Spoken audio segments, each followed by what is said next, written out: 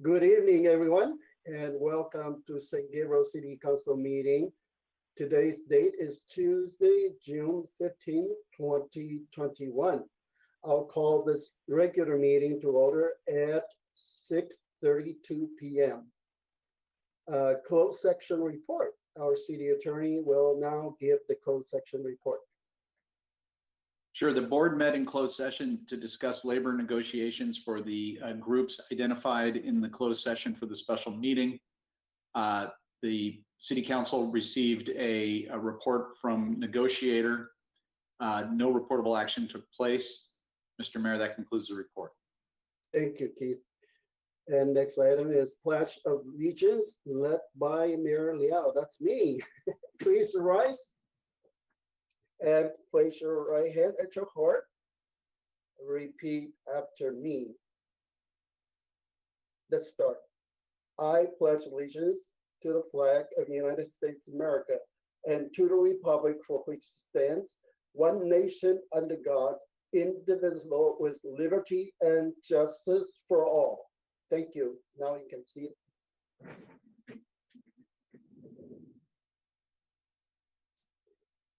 Roll call, please. Mayor Leo, Here. Vice Mayor Ding, Here. Councilmember Harrington, Here. Councilmember Menchaca, Here. Councilmember Pu. Here. We will start with some announcements from our chief city clerk. Tonight's meeting is live streamed on cable channel 3 and our online platforms. Please email all public comments to cityclerk@sgch.org no later than the time the item is considered by the council tonight. Comments will be read for up to 3 minutes each. Comments received after the end of the public comment section will be forwarded to the city council after the meeting. If you wish to be added to the distribution list to receive city council agendas, please email your request to cityclerk@sgch.org. Thank you. Next item is approval of agenda order. Due to the new information received yesterday and today, staff has requested the new business item 7A, drawdown of CalPERS OPET Retirement Trust, and 7B, options for public works yard loan, not to be considered tonight, but instead reschedule to another meeting. So any comments from city manager or just? Thank you, Mr. Mayor. I think that about sums it up. We received some info yesterday and today that changes our analysis of both of those items. So rather than try and adjust those on the fly, I'd prefer to bring those back at future meetings. Both of them will come back at your July meeting, so we won't be pushing those off for too long. Thank you, Mr. Mayor. Thank you. I appreciate that. Is there a motion to approve this agenda order as so amended? I'll move, Mayor. Okay, I see Councilwoman Menchaca, and a second. I second it. A second by Vice Mayor Dean. Assistant City Clerk, please take the vote. Councilmember Harrington, Aye. Councilmember Menchaca, Aye. Councilmember Pu, Aye. Vice Mayor Ding, Aye. Mayor Liao. Aye. Motion passes by a vote of 5-0. Thank you. Thank you. Next item, please. Presentations, item A, proclamation for Juneteenth. Mayor Liao will make the presentation. Okay, this is great, but you know, I just found out I missed something very important. This is very dear to me in my whole life. You know, of course, the Juneteenth is very important, but also today.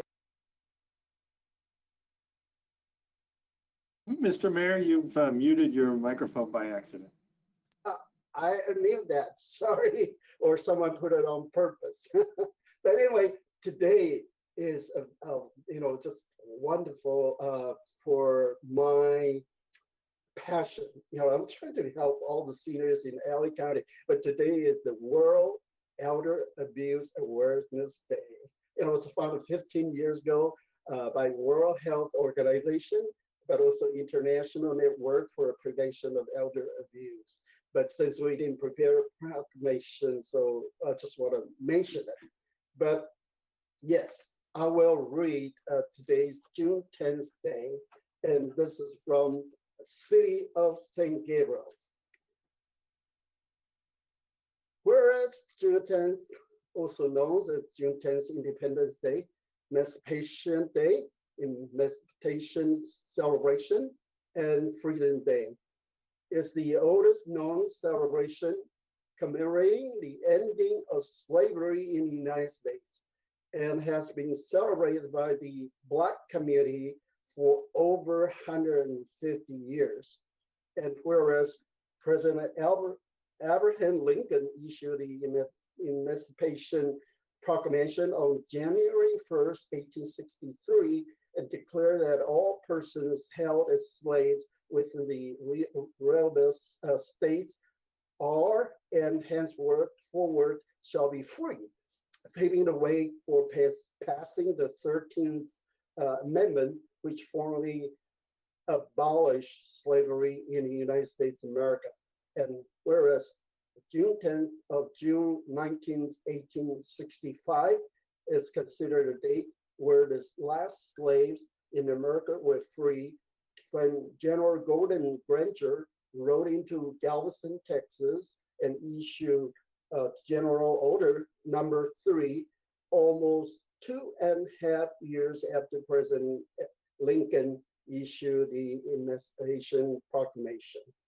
And whereas June 10th symbolizes freedom, celebrates the abolishment of slavery, reminds all Americans and significant contribution of African Americans to our society. And it's a time for reflection and rejoicing, assessment, self-improvement, and planning for the future. And whereas June 10th celebration is tribute to those African Americans then and now who fought so long and worked so hard to make the dream of equality a reality. Now, therefore, I, Chen Ho Liao, Mayor of the City of St. Gabriel, California, on behalf of the City Council, Vice Mayor Tony Dean, Council Member John R. Harrington, Denise Menchaca, and Jason Poole, do hereby proclaim June 19th, 2021 as June 10th Day in the City of St. Gabriel, and invite everyone to recognize this month to celebrate the contribution of African Americans. Dated June 15, 2021, Chen Ho Liao Mayor, Tony Dean Vice Mayor, John R. Harrington, Council Member, Denise Menchaca, Council Member, Jason Poole, Council Member. Thank you. So next proclamation is for LGBTQ plus, and I'm just going to skip that plus. I will say LGBTQ in our proclamation. Yes.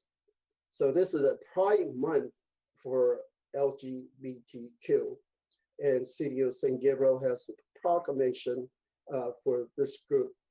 Whereas the City Council and staff have committed to make St. Gabriel an exclusive and welcoming community for all, including the LGBTQ community, and whereas former President Barack Obama designated the first national monument to LGBTQ rights in June 2016, honoring the LGBTQ community's long-term presence and struggle for equality across our nation.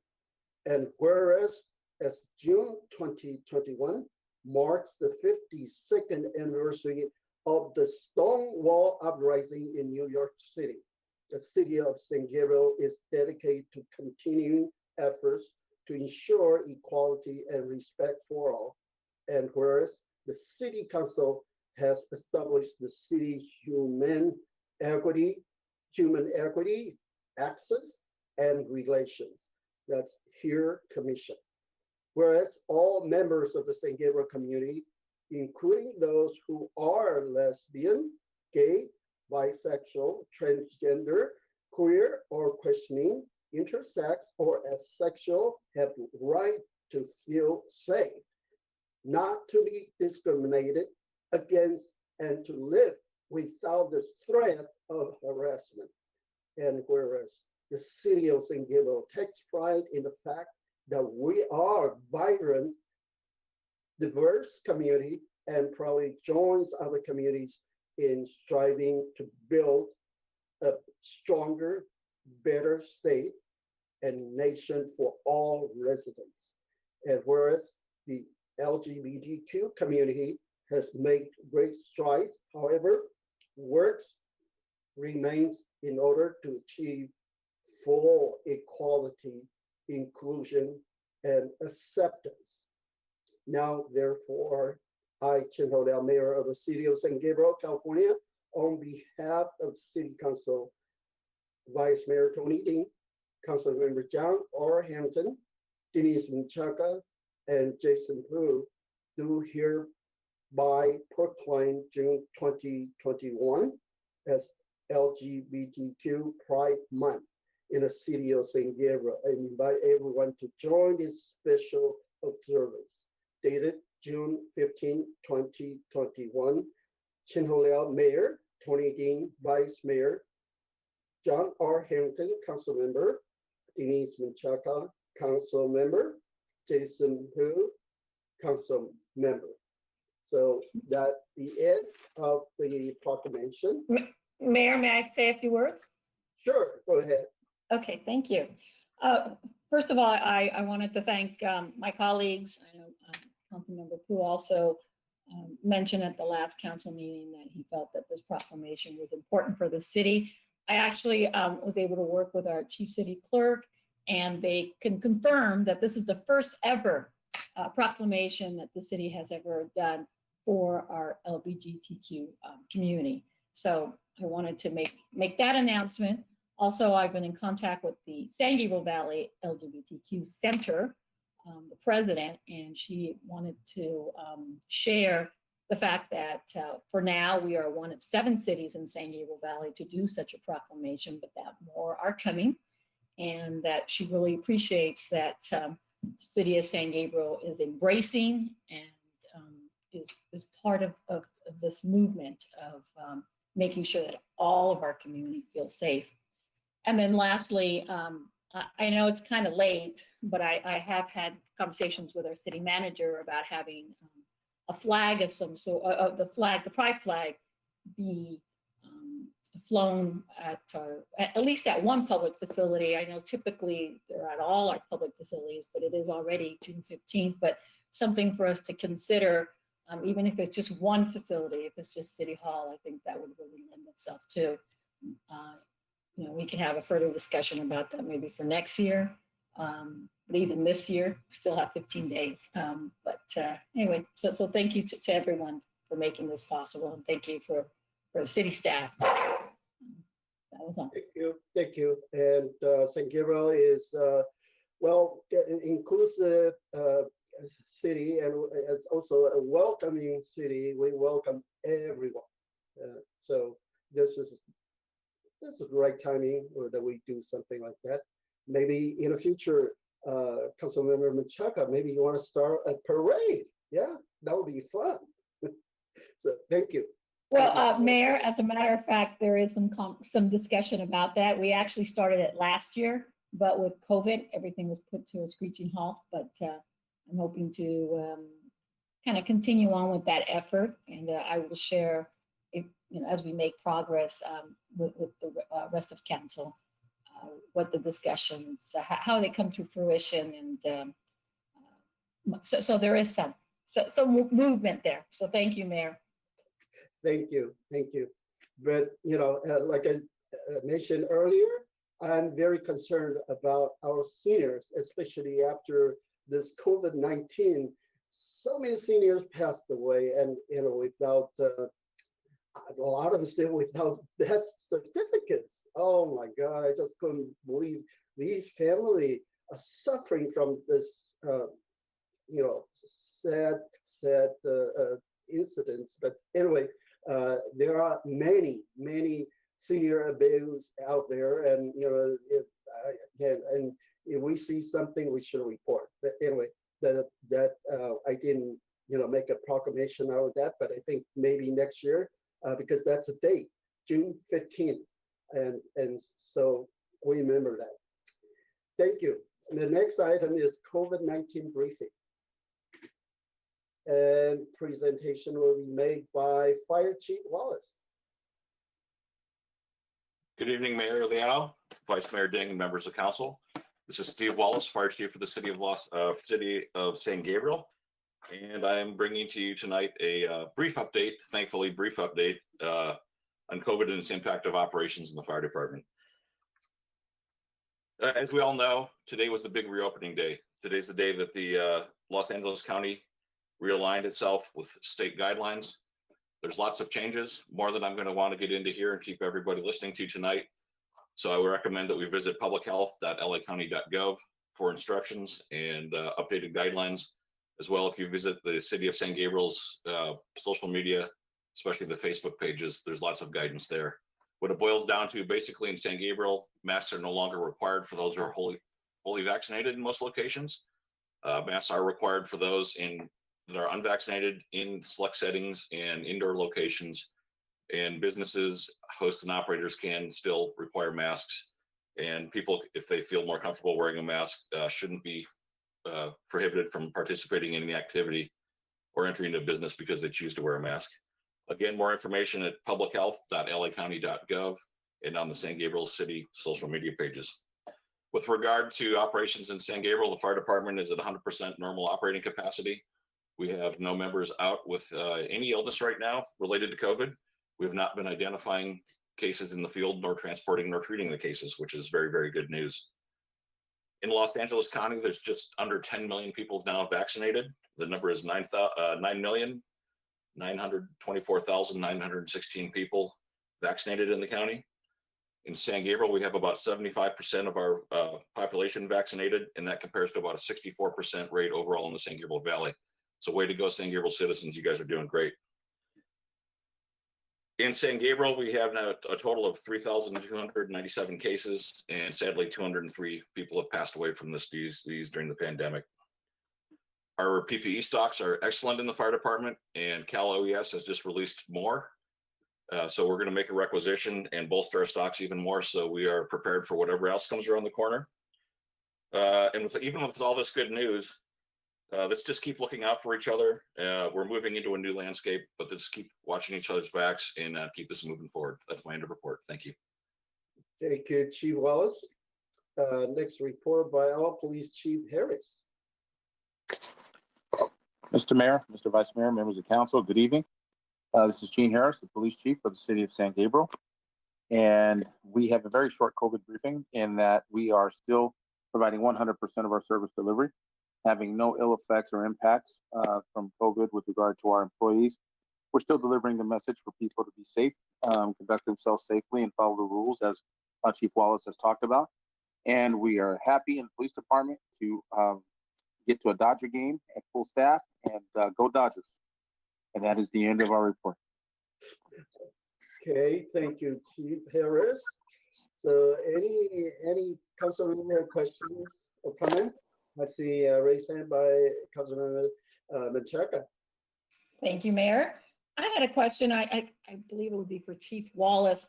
Have we had any impact either in our city or LA County regarding the Delta variant? I had heard reports today that we know overseas there's been an impact.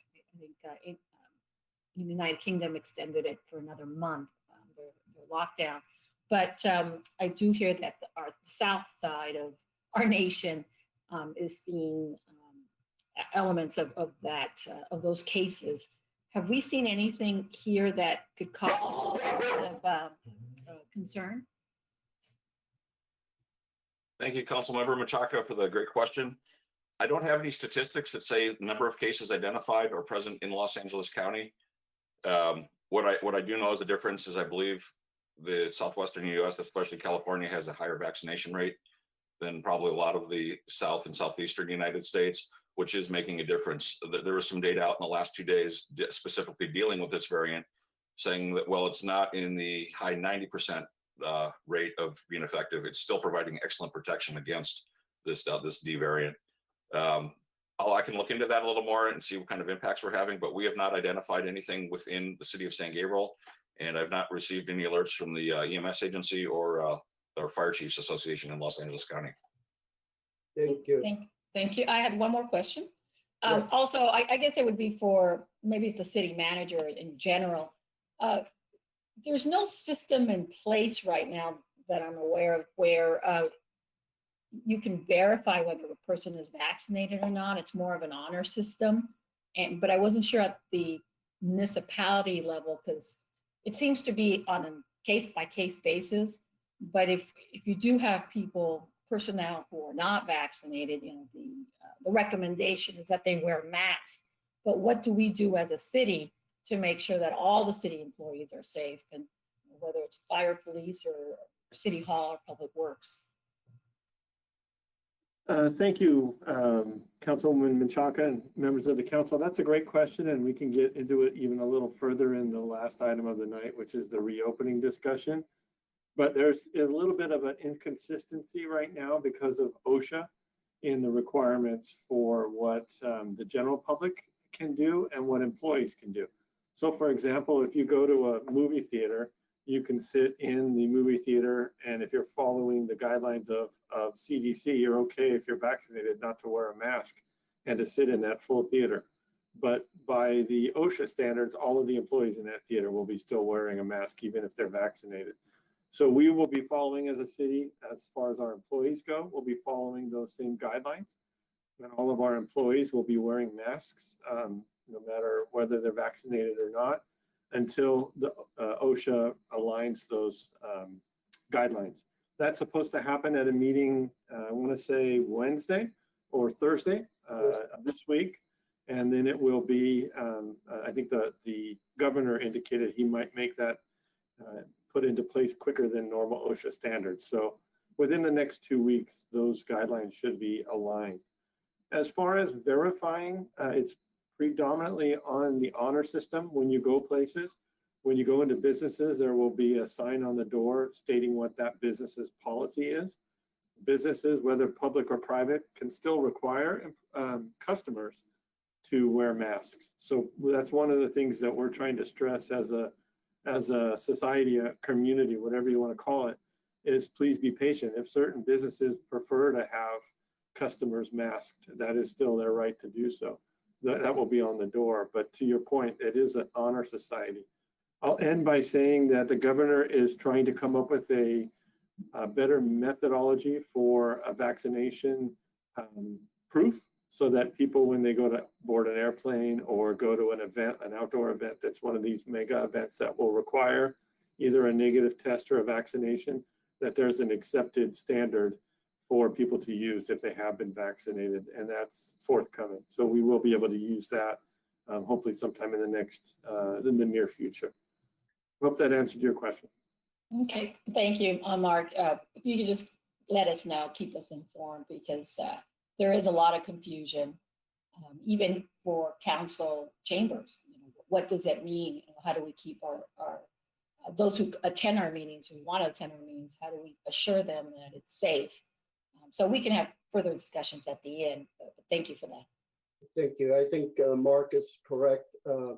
CalOSHA also announced their guidelines Thursday, but according to governor's announcements, any event, if it's indoor under 5,000 people already got vaccinated, and they don't have to wear a mask, and they don't have to watch the social distancing. So it's confusing, but there are several places that require, for instance, hospitals, nursing home, and that kind of places. But yeah, hopefully we have one, one guideline that we can follow through. But of course, it will just take our own personal health condition. If you're not feeling well, and that's why, a lot of places, they take temperatures before you enter into a room. So, I recommend our city council chamber should have something like that. And I have people want to donate that, you don't have to have a person that, touch your forehead or your wrist to take the temperature. It's just, you walk past by and they show your temperature right away. So everything is automatic. So in the future, I guess in next item tonight, we can discuss furthermore. But regarding the Delta variants from India, as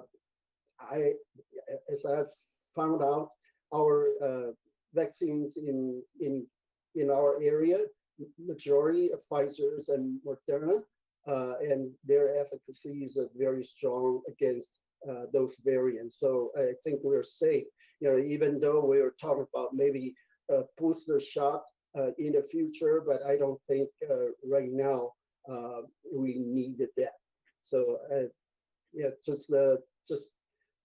I think it's by common sense that we should,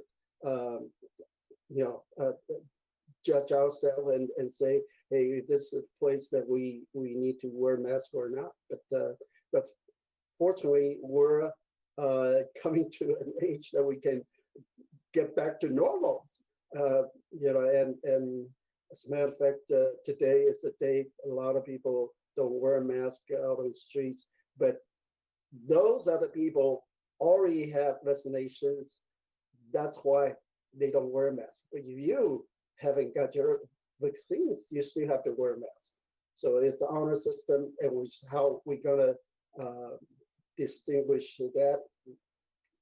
I don't know. We cannot force them to show their record and say, hey, you're allowed to come in to city council or chamber or not allowed. So we'll have further discussion after this.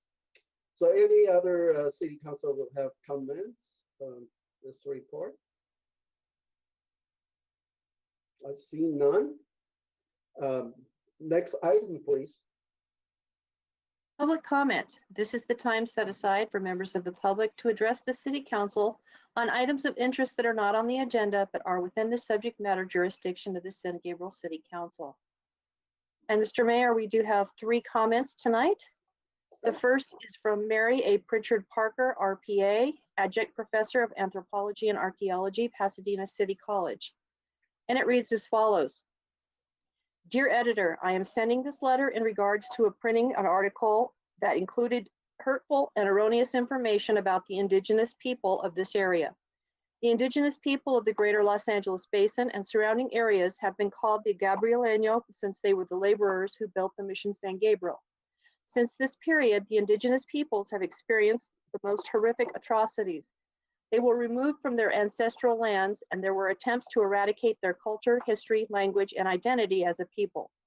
Today, they continue to experience atrocities by individuals who are attempting, once again, to steal their birthright to manipulate the public for their own self-gain by wrongfully using a modified village name to identify the original people. During mission times, late 18th century, indigenous people were collected by the Spanish from many villages in what are now parts of Los Angeles County, Orange County, Ventura County, the greater Southwest, and Mexico. Even though these people had different cultures and spoke different languages, as time passed, they melted into a community. The original peoples that inhabited the greater LA area historically referred to themselves by their village names. They were named by the Spanish, the Curicheños, and by other surrounding indigenous peoples, the Kiz, from the Kiz word for the willow homes they built. Many tribes today are returning to their original names. Through genealogical and historical documents, it has been established that the members of the Kiz Nation are the direct descendants of the indigenous peoples from the greater Los Angeles area. In 1994, the California Joint Assembly introduced a resolution to recognize the Gabrieleño as the designated tribe of the Greater Los Angeles Basin. As it stands, the Gabrieleño, the lineal descendants of the Quirateños, as described by the Spanish prior to the construction of the mission and the subsequent use of the term, are the only ones recognized by the state and not the groups calling themselves the Tongva. The term Tongva had been added to the 1994 resolution before coming to a vote. However, the state Senate rejected the term because there was no credible foundation for its inclusion and use. 3 subsequent legislative bills that included the name Tongva were submitted and ultimately canceled without clearing committee discussion. In addition, the Treaty of Guadalupe Hidalgo, 1848, and the Treaty of Castaic-Texan, etc., 1851, do not include the tribal name of Tongva. While not yet officially listed by the Department of Interior on the list of federally recognized tribes, the Gabrieleño, now referred to as the Kiz Nation, are officially recognized by several state and federal agencies, including the Native American Heritage Commission, Environmental Protection Agency, and the Army Corps of Engineers as the true lineal descendants of the original people. If one researches the term Tongva, one will find no historical or ethnographic reference to any tribe, band, or group called Tongva. The Tongva tribe and tribal name were not created until 1992, when the term was erroneously created with the best of intentions to save the Curvagna Springs at Uni High School in Los Angeles.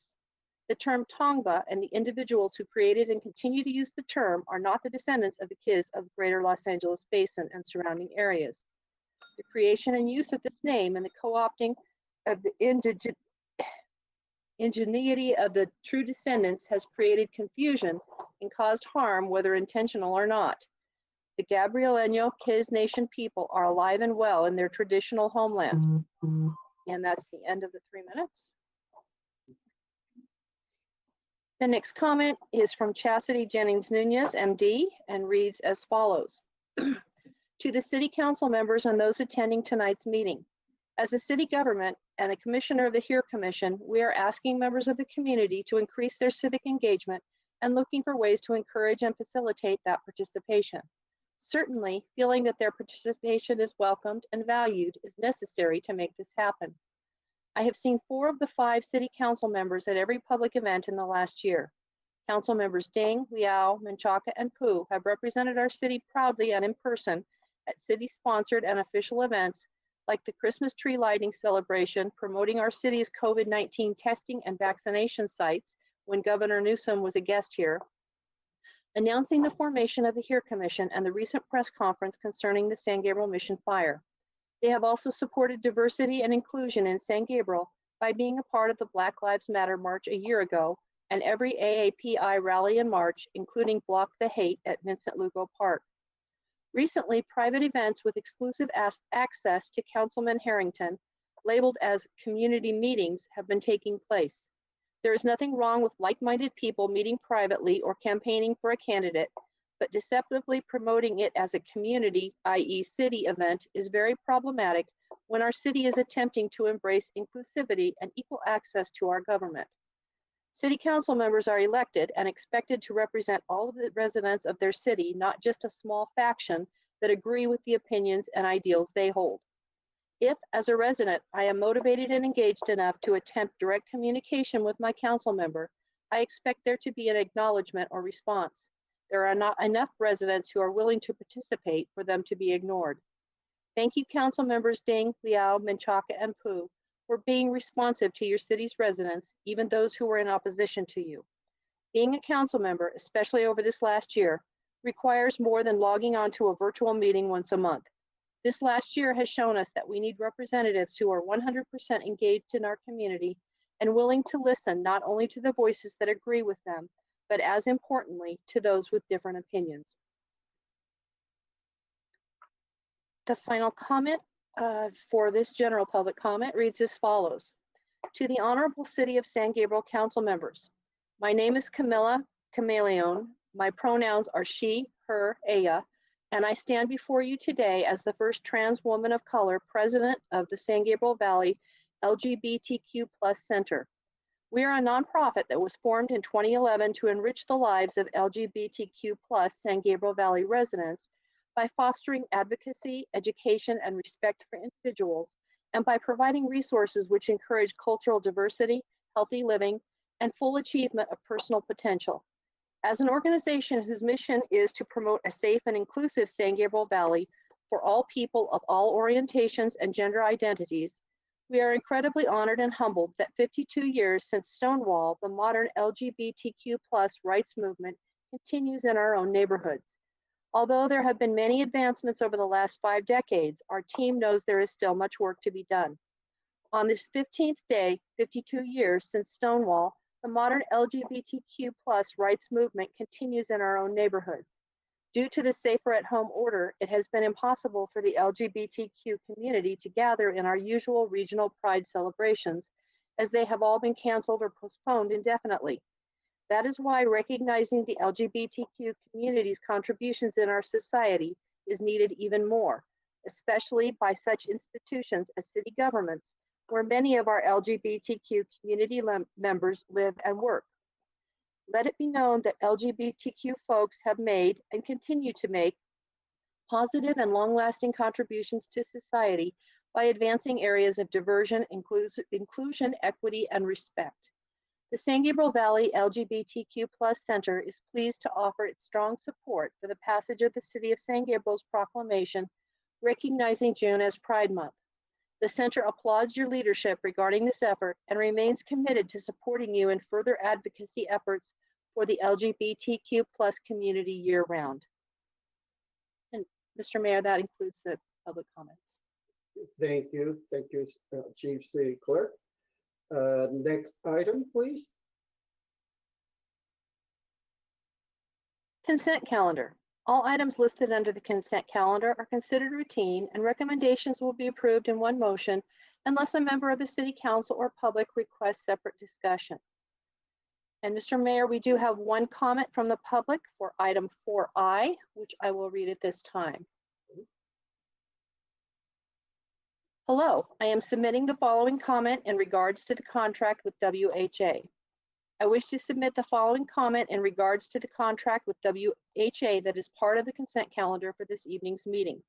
I appreciated the opportunity to learn more about the expertise that WHA offers, and I'm glad to have learned more about their subcontract with Jennifer Mermiliod.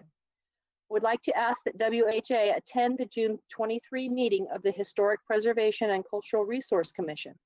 It would be a good opportunity for them to meet the commission and would give them a chance to hear the presentation and discussion of the historic context statement. Similarly, it would be helpful to the HPCRC to learn about the expertise that they offer and to understand the working relationship between WHA and Jennifer Mermiliod. And that's signed by Senya Lubasic of Delmar Avenue, San Gabriel. Thank you. Would any city council member like to pull an item for separate discussion?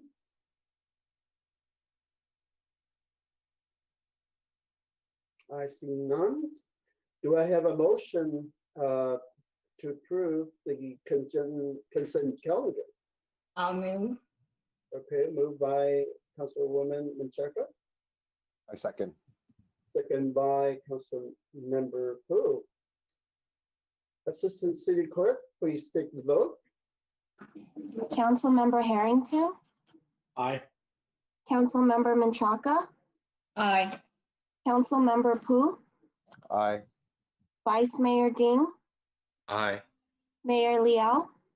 Aye, Motion passes by a vote of 5-0. thank you. Next item, please.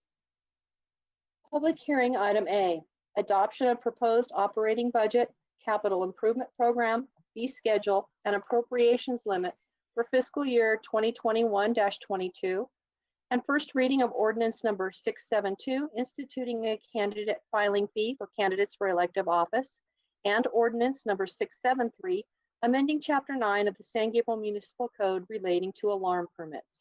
The staff presentation will be made by Finance Director Kaholo Kula. Good evening, Mayor, Vice Mayor, members of the City Council. Tonight, we are presenting the proposed budget for the fiscal year 2021-22 budget for consideration by the City Council of adoption. Slide 2, please.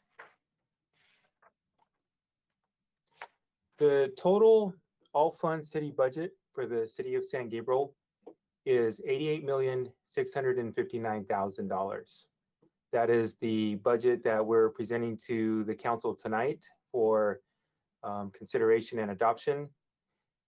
21 million of that 88 million total budget is for capital improvement projects, with 67,262,000 being proposed for operations.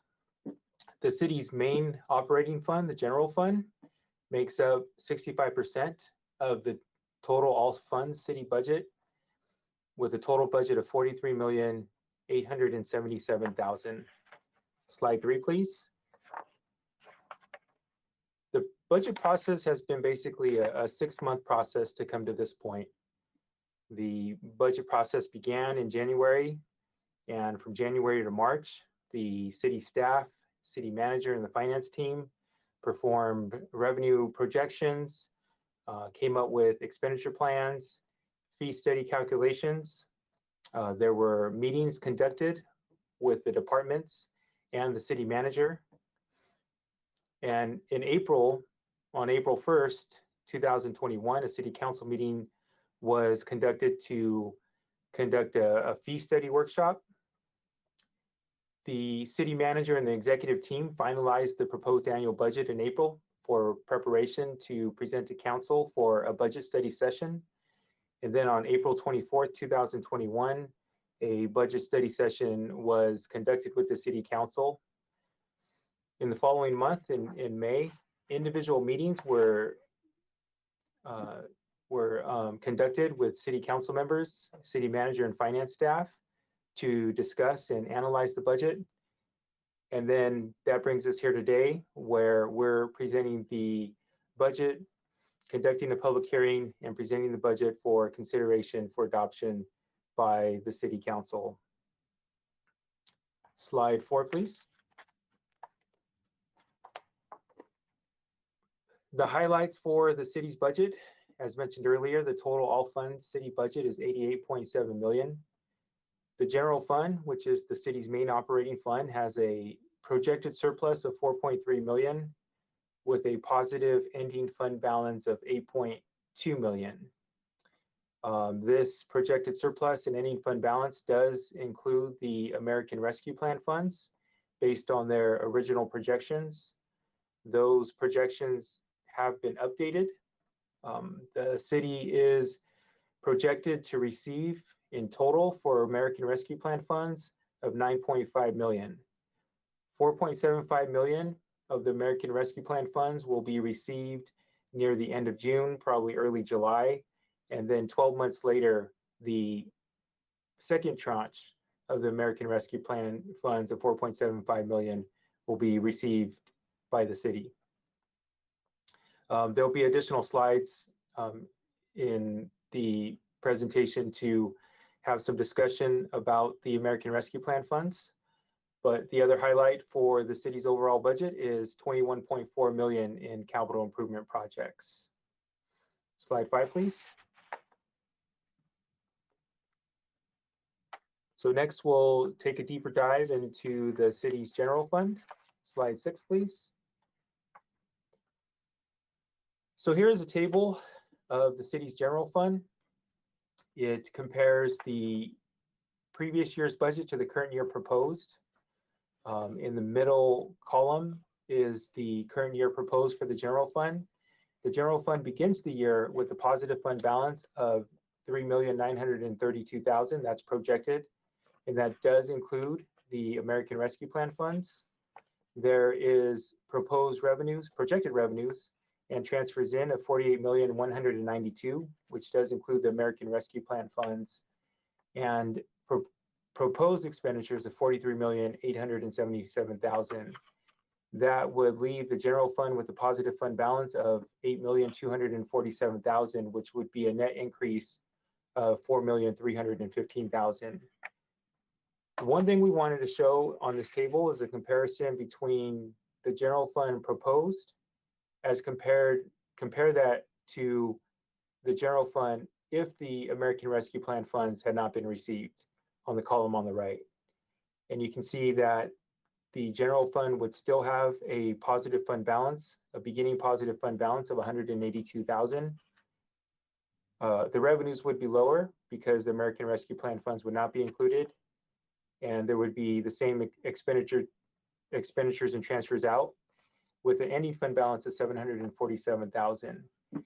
And the one thing we wanted to point out as we present the slides, that the revenue from the American Rescue Plan funds will be part of the general fund cash and fund balance, but the clarification on the restricted uses, on the eligible uses for those American Rescue Plan funds are still being debated. And so some of those funds may be able to be used to reimburse previous expenditures that have been incurred that have not been reimbursed related to COVID, and also revenue losses. And some of those funds may have to be reappropriated for future expenditures. Slide number 7, please. So the highlights for the general fund. The general fund has an increase in revenue of $5.8 million. And as we saw, an increase in property taxes of $391,000, an increase in the local sales tax, as this will be the first full year of receiving the local sales tax, an increase of $791,000. This is the year we exchanged Prop A funds for general fund revenue, an increase of $750,000. We have the new American Rescue Plan funds projected, and our sales tax and our hotel/TOT taxes are projected to remain flat for the next fiscal year. Transfers in are higher by $400,000, as the retirement fund is proposed to transfer $9.4 million to the general fund. Slide number 8, please. On the expenditure side, general fund expenditures are projected to be higher by $3.1 million. $3.8 million of this increase is related to personnel cost, as all approved positions are funded for this next fiscal year. And we saw increases in workers' comp and our pension liability payment. Operational costs are proposed to be lower by $912,000, as one-time costs that we experienced in the prior year related to CARES Act and settlements are not present in this next budget year. Transfers out are higher by $243,000, and they include a $350,000 transfer to support the Mission Playhouse. Next slide, please.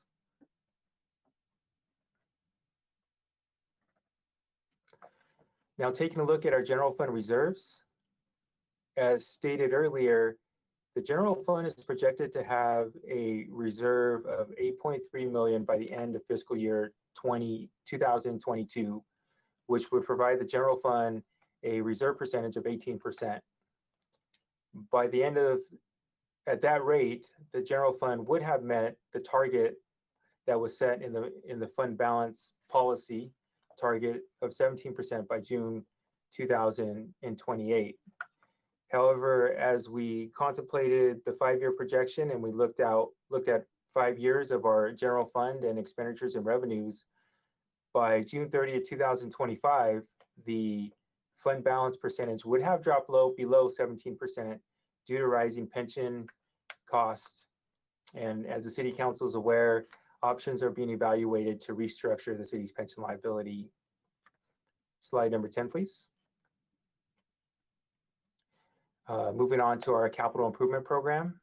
Slide number 11, please. So as mentioned earlier, the total proposed budget for the city's capital improvement plan is $21,396,000. Of that amount, $13.3 million is related to previously budgeted revenue that's being reappropriated for fiscal year 2021-22. and 8.1 million is related to new funding. Out of the 21,396,000, $12,250,000 is programmed for street improvement projects. Slide number 12, please.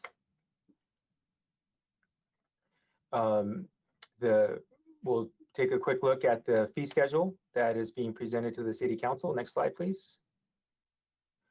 So on April 1st, the City Council conducted a fee study workshop for the fee schedule. At that meeting, the council expressed concerns of the increases in the planning fees. At the budget workshop on April 27th, the planning fees were brought back to City Council, and they were based on the average rates for neighboring cities. Additionally, at tonight's meeting, there's two ordinances that are presented to City Council for consideration. One, a first reading to establish fees for candidate filing and residential alarm permit and false alarm fees that were discussed during the fee study workshop. The fee study update is estimated to generate an additional $400,000 to $500,000 in revenue. Slide number 14, please. So next steps, slide number 15. So as mentioned earlier, tonight we're presenting, on June 15th, we're presenting the budget for consideration for adoption. On July 1st, we'll begin the new fiscal year. In February 2022, we'll bring back a mid-year budget review, an official mid-year budget review to the City Council for consideration. And as City staff has been doing, they'll continue the monthly financial updates, and amendments will be brought to the City Council as needed. Slide number 16, please.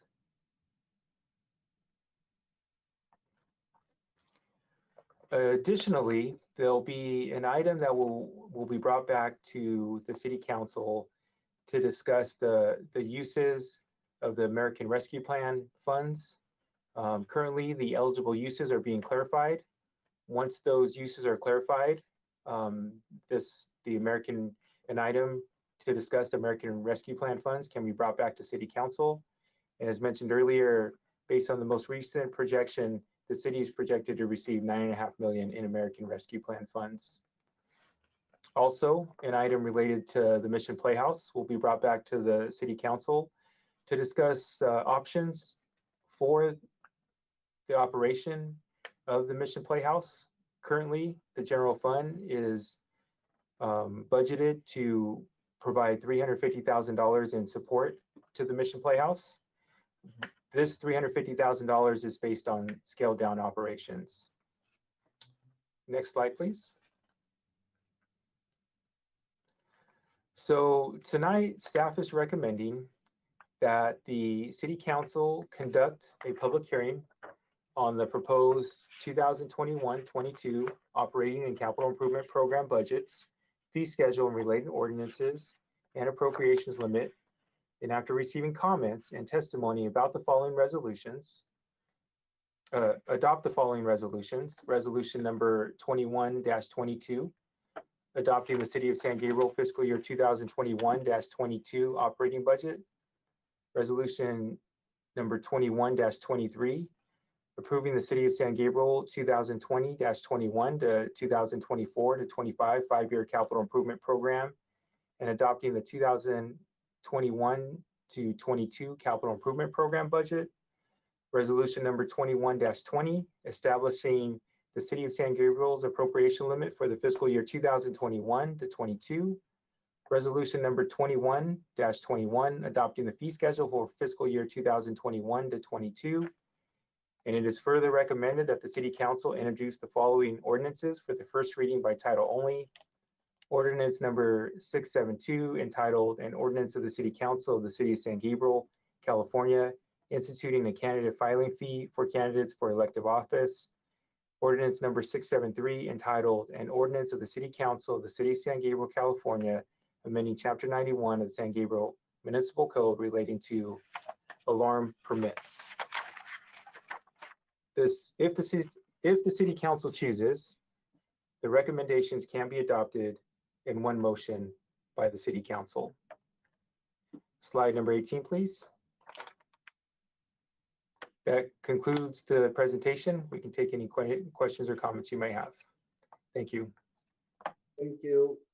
And so now, does any council member have technical or factual questions for staff to clarify the report? We see anyone wants to ask Will?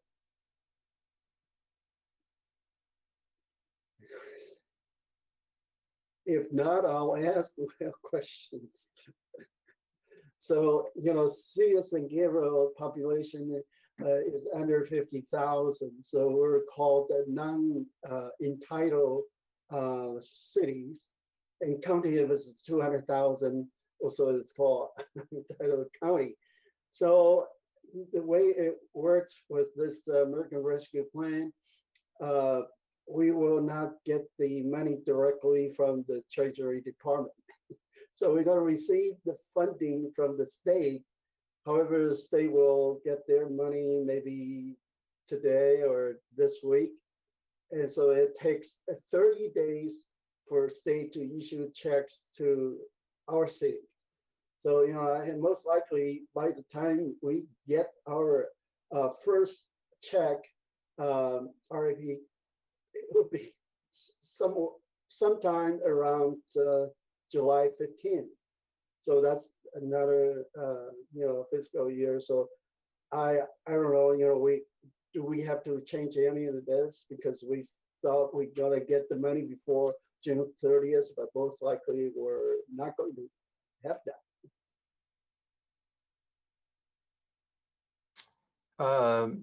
Yes, Mayor, the current update on the funds for non-entitlement cities from the state is that the non-entitlement cities will complete their requests by June 23rd. And then from there, I believe it is approximately 3 months, not 3 months, but 3 weeks before the city issues the funds. So it does look like that the funds will be coming in July.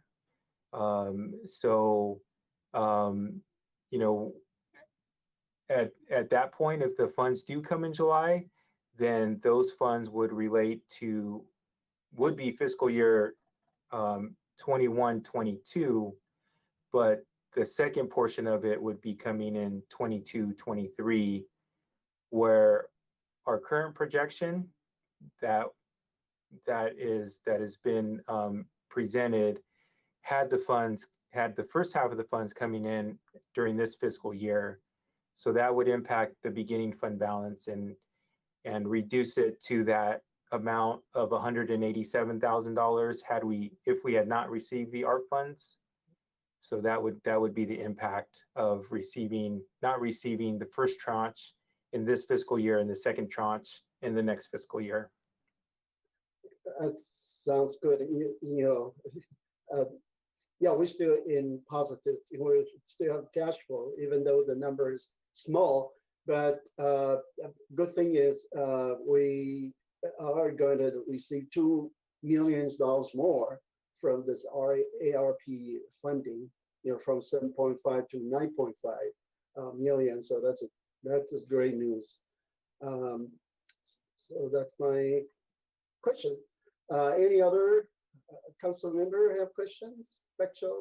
Oh, Mark, I see you want to say something.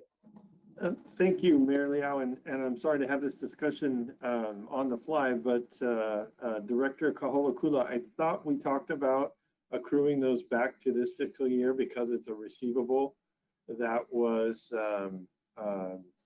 promised to the government by the federal government by this year. So similarly to our sales tax that we accrue back prior to August that is attributable to this fiscal year, even if it is received after July the 1st, we were going to accrue it back to this 2020, 2021 fiscal year. Has that changed?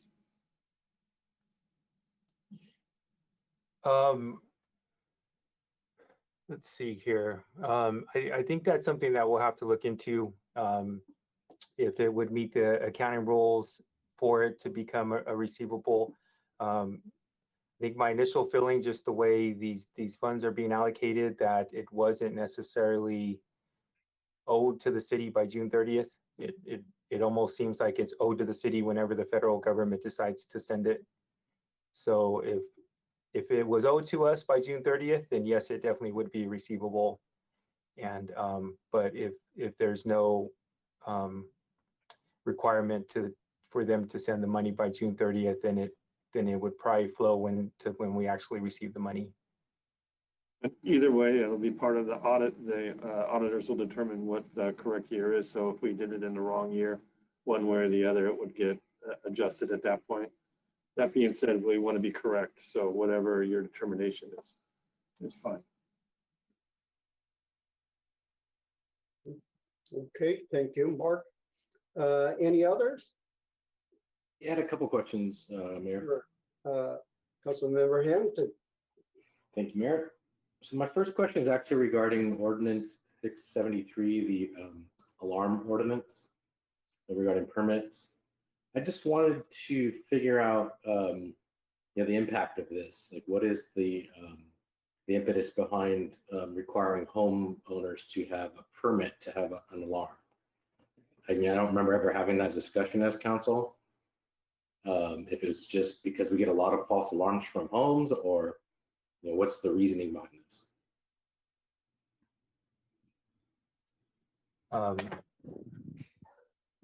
Linda, you want to answer that one? Okay, good evening, council, mayors and member of the council.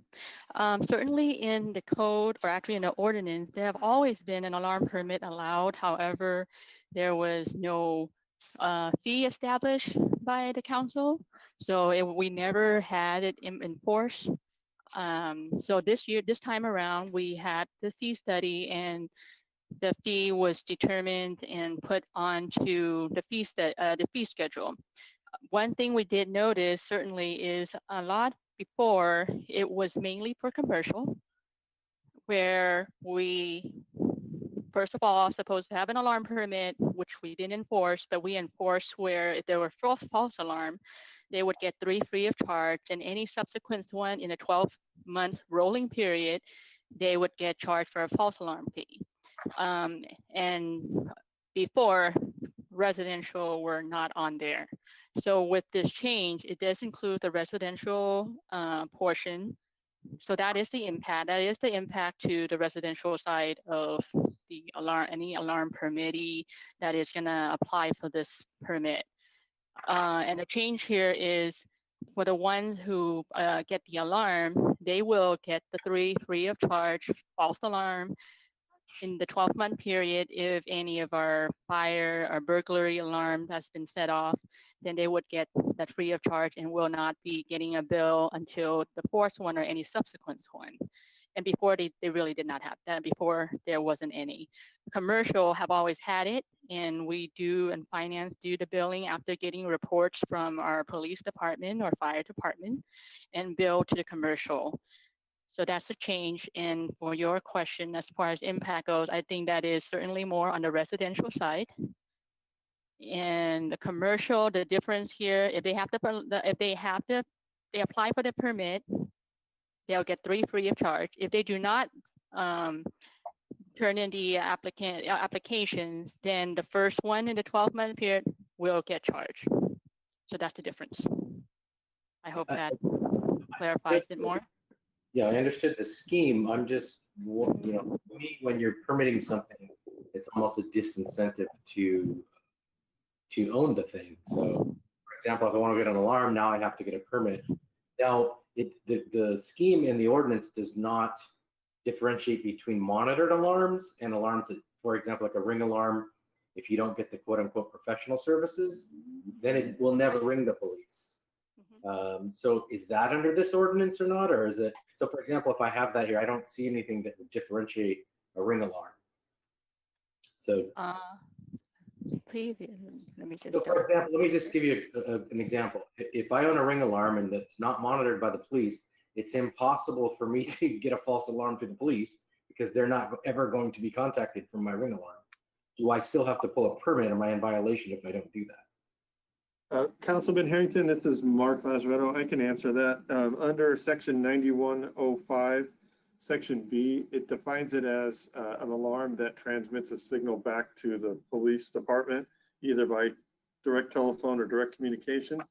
So no, if you have a self-monitored alarm, like a Ring alarm, like you talked about, that would not call the police in the event of that alarm being triggered, then that would not require a permit under the city's scheme. So I see that, but that's different than the definition. That's kind of my point. The definition doesn't say that. We added a definition that says an alarm owner is anybody that owns, controls, subscribes, releases, and operates an alarm system. And then later on, it goes to say under prevention of false alarms, it says that. But the definition includes anybody that has an alarm. So if we're going to, I think we need to be precise there, that should say that is connected or indicates an alarm to the police. And I understand that it's a like a definitional thing, but I don't want to try and swallow up everybody with the rule. I'd rather just have it in the definition saying if your alarm does not connect to the police or fire, then no permit is required. Because a lot of people get them for convenience, like to figure out who's at their door when they're not home. They can speak to their kids. They can do a lot of things that have nothing to do with the city. So that's why I want to make sure in the definition it would state so. And then as far as false alarms, I happen to have experience with false alarms. Being a business owner, I've had alarms go off, and sometimes they're called false alarms. But I'll give you an example. Motion detection gets set off sometimes by I've had it by cats before. I've had other things where the alarm goes off. And then let's say I've been on vacation and my alarm goes off and the cops are dispatched to the house or wherever to business, and it turns out it was a motion sensor, not an entry alarm. Now, under the quote unquote investigation, is that false or not? I don't know, because it was set off by something. So those are the types of things. Where does that count? Is there a way to appeal that? Let's say you're in your third one and it is a true accident. It's beyond your control whether something sets off your motion alarm, because some are motion detection, some are entry detection. There's a lot of different types of alarms. So that's just one thing here. I didn't see any appeal process or any mitigation there. Thank you, Councilman Harrington. That's something that we can talk to the police chief about. I know Gene's on the line tonight. Ultimately, it's up to the officer when they go out and investigate that to determine whether that's a false alarm or whether that is something that is as you indicated, is an actual alarm. So that's where that process would be adjudicated, so to speak, and that is something that could be adjudicated by the police chief. Okay, thank you. You're welcome. So I would just request that we change the definition by the second reading, if the council agrees. I have a couple more questions. I think they're probably better under council deliberation because they're kind of a mix of questions, policy. But then the one question I did have that's probably more fee related than policy is the jump once again in parking violations from $63 to $73. That's page 129 of the report.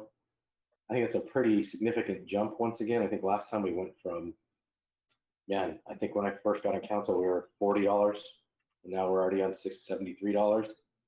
So I don't recall jumping up this much at one time. And this has the biggest impact on lowest income people. So I just want to make sure that we, as a policy, I see this more as a penalty than anything else. And whether it's, I know it doesn't cost us this much. I don't know how we justify that $73 fee. That's just, I don't know if that's a chief is able to answer that or who can answer that. Maybe I can give you a little bit more input on what happens to the ticket or the fees that we receive. For the $53, just say if we have not changed it, every single month, we have to pay to the court. They're basically from the $53, we have to pay the courthouse construction fund, criminal justice facility construction fund, parking surcharges, parking penalty to the court, as well as state court facility construction fund, trial court trust fund, along with some registration equipment fees and handicap linkage that we send to the Superior Court here in Alhambra. And total, that is more than overall, more than $15 even per citation.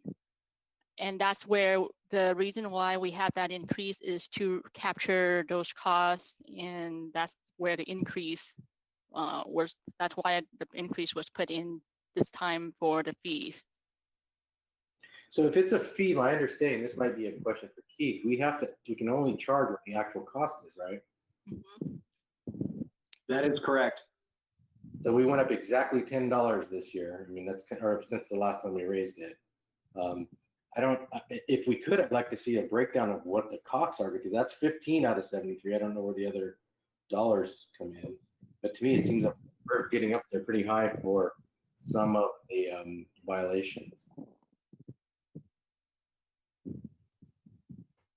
We do have that breakdown, Councilman Harrington. We have a breakdown for every fee that we studied, and so we can provide that to the city council either at a later date and adopt the fee at the lower or higher level, whatever the council prefers, but we do have that breakdown that we can provide.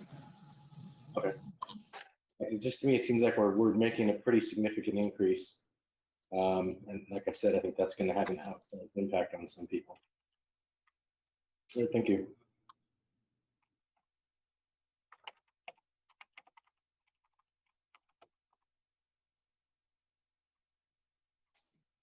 Well, I now open the public hearing. Chief City Clerk, please read any comments received. Thank you, Mr. Mayor. We do have one comment tonight. It comes to us from Chastity Jennings Nunez, MD, and reads as follows. To the City Council, City Manager, and staff. The City of San Gabriel, for the first time in 4 years, is expected to have a positive general fund balance. The expected surplus is estimated to be nearly $8 million. That amount represents more than 17% of the average annual general fund. A small part of this is due in part to reductions in staffing and operations during the pandemic, but is mainly due to $7.5 million of federal assistance from the American Rescue Plan Act.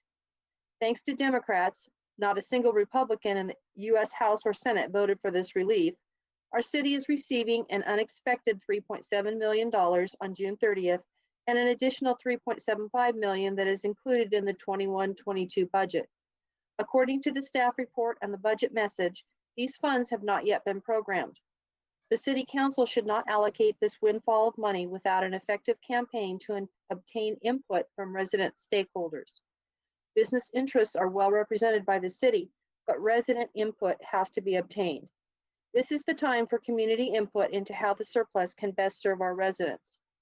Many social services have been identified, addressing homelessness in a meaningful way, providing support for mental health and addiction programs, hiring at least one full-time licensed clinical social worker to help identify social service interventions, developing a youth employment program or other youth interventions to provide our young adult residents with positive options and job training, investing in our senior programs, reentry programs for formerly incarcerated individuals, et cetera, et cetera.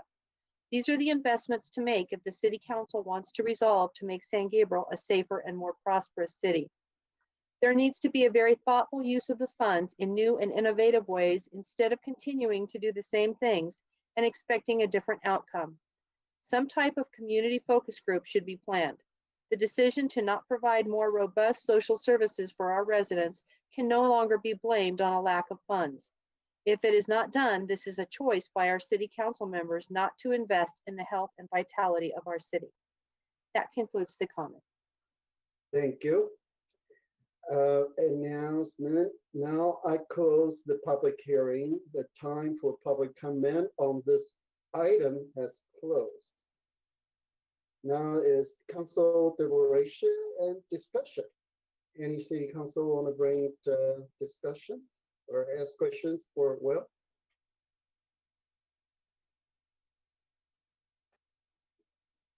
Yes, Mayor. Okay, Councilman Pu. Yeah, thank you. And I appreciate the comments of Dr. Jennings Nunez. I just wanted to first respond to Councilmember Harrington's comment on the ordinance for the alarm system permits. I think it could be rectified if we simply add a definition for alarm system that specifies that it's only alarm systems that connect to the police department. Then the whole thing would, flow together and wouldn't be there wouldn't be that sort of gap or question as to whether, even home-based alarms that don't contact the police automatically, would be subject to permit. I just wanted to also say for members of the public also that this budget, we were supposed to consider it at the last council meeting, and each council member has had an opportunity to go over it with the staff previous to this this public hearing. So it already reflects a couple of rounds of revisions, and it will, due to the length of the pandemic, since it started in fiscal year 20 essentially, and lasted the entire length of fiscal year 21, or I guess if we consider today as the reopening day, maybe just 15 days shy of the entire length of fiscal year 21, then it really has affected, budgeting on a year-over-year basis. We were expecting to be able to be in a better position vis-a-vis the pandemic anyway by this point in time, but long story short, the point I'm trying to make is simply that while the ARP funds are going to give a significant boost to our city budget, the issue is that there's still a lot of ongoing uncertainty as to revenues, and that we will probably still need to be fairly fiscally conservative and cautious for this coming fiscal year. As the picture becomes clear, I think actually during this fiscal year, which will be fiscal year 22, the picture will become clear, and we can begin, I think, with greater confidence making more commitments, especially those that are long-term commitments. There's many other things, including employee salaries, that have been sort of put on the back burner during these 2 fiscal years. So there are many other, considerations too that we have to balance. I do have a question for Public Works Director DeVink, if he's on the line.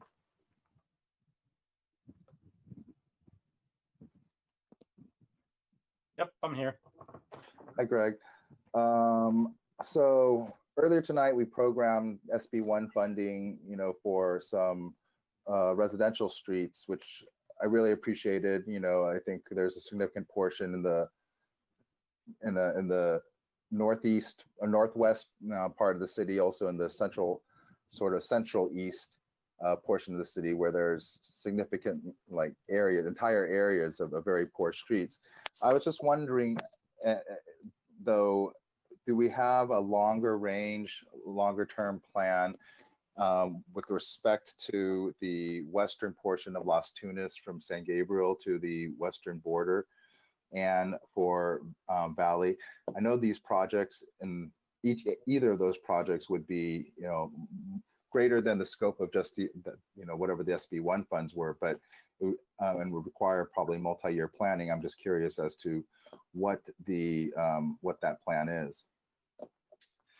Okay, I have overall good news. So I'll address the mayor, vice mayor, and city council. Thank you for the opportunity to talk about public works.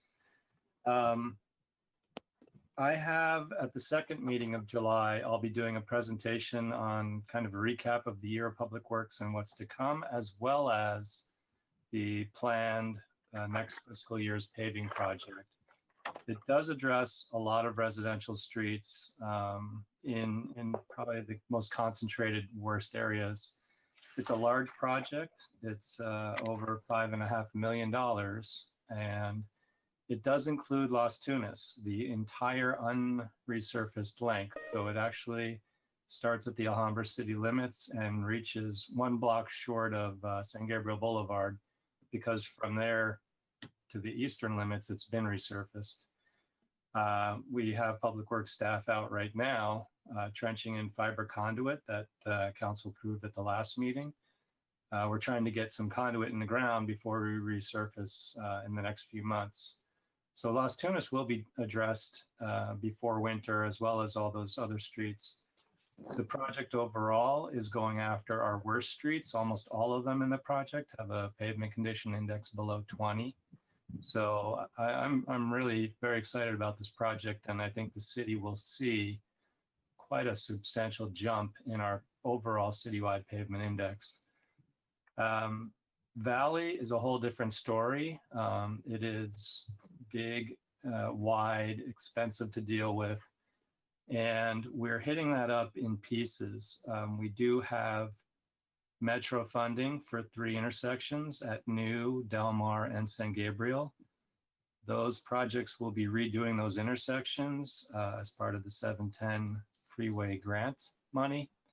And they're in, all 3 of those are in design right now. They've done surveys, we've had meetings, they've come up with schematics.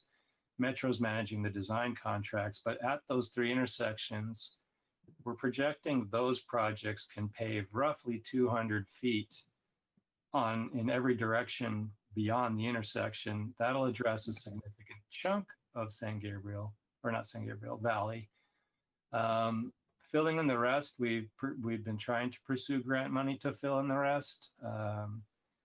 But it's just, it's unfortunate. It's going to take us several years to actually put all of Valley together to where it's one consistent street that we're proud to have. But Las Tunas is coming first. That'll be done before winter. Okay, great, thank you.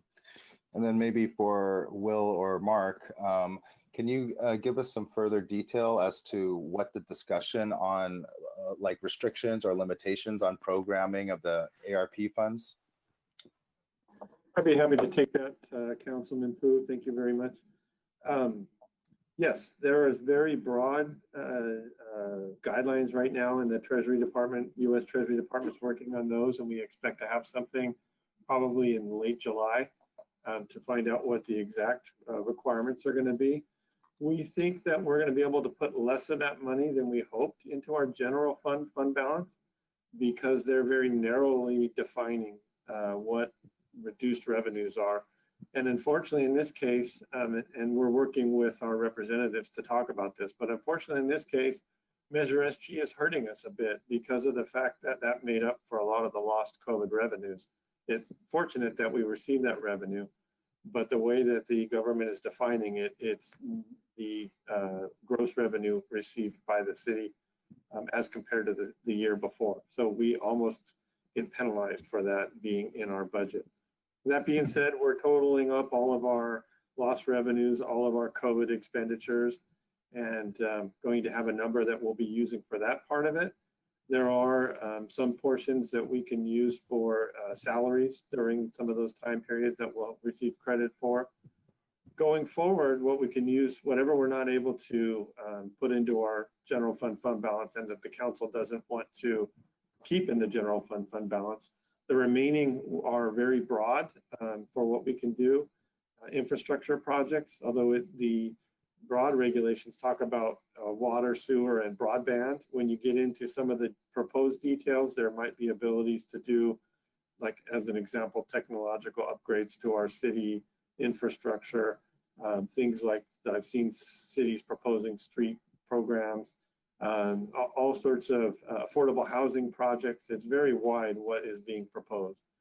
So it's at this point, we don't have a great idea of it because it's still in formulation, but it's not as rosy as we thought when we first heard that this was going to be flexible and able to make up for the reduced revenues. So it may not make us at that 18% or 17% fund balance position by the time we're done. All of that to say, it's about a 4-year process, meaning we have until 2024 to identify what we're going to fund and until 2026 to spend it.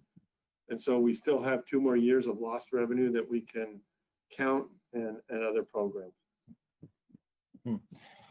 With respect to Measure SG, though, there is no base year because we just enacted it prior to the pandemic. So is it, I guess, how can the federal government count that against us? As we see it as on our own budget here as a separate line item of revenue, can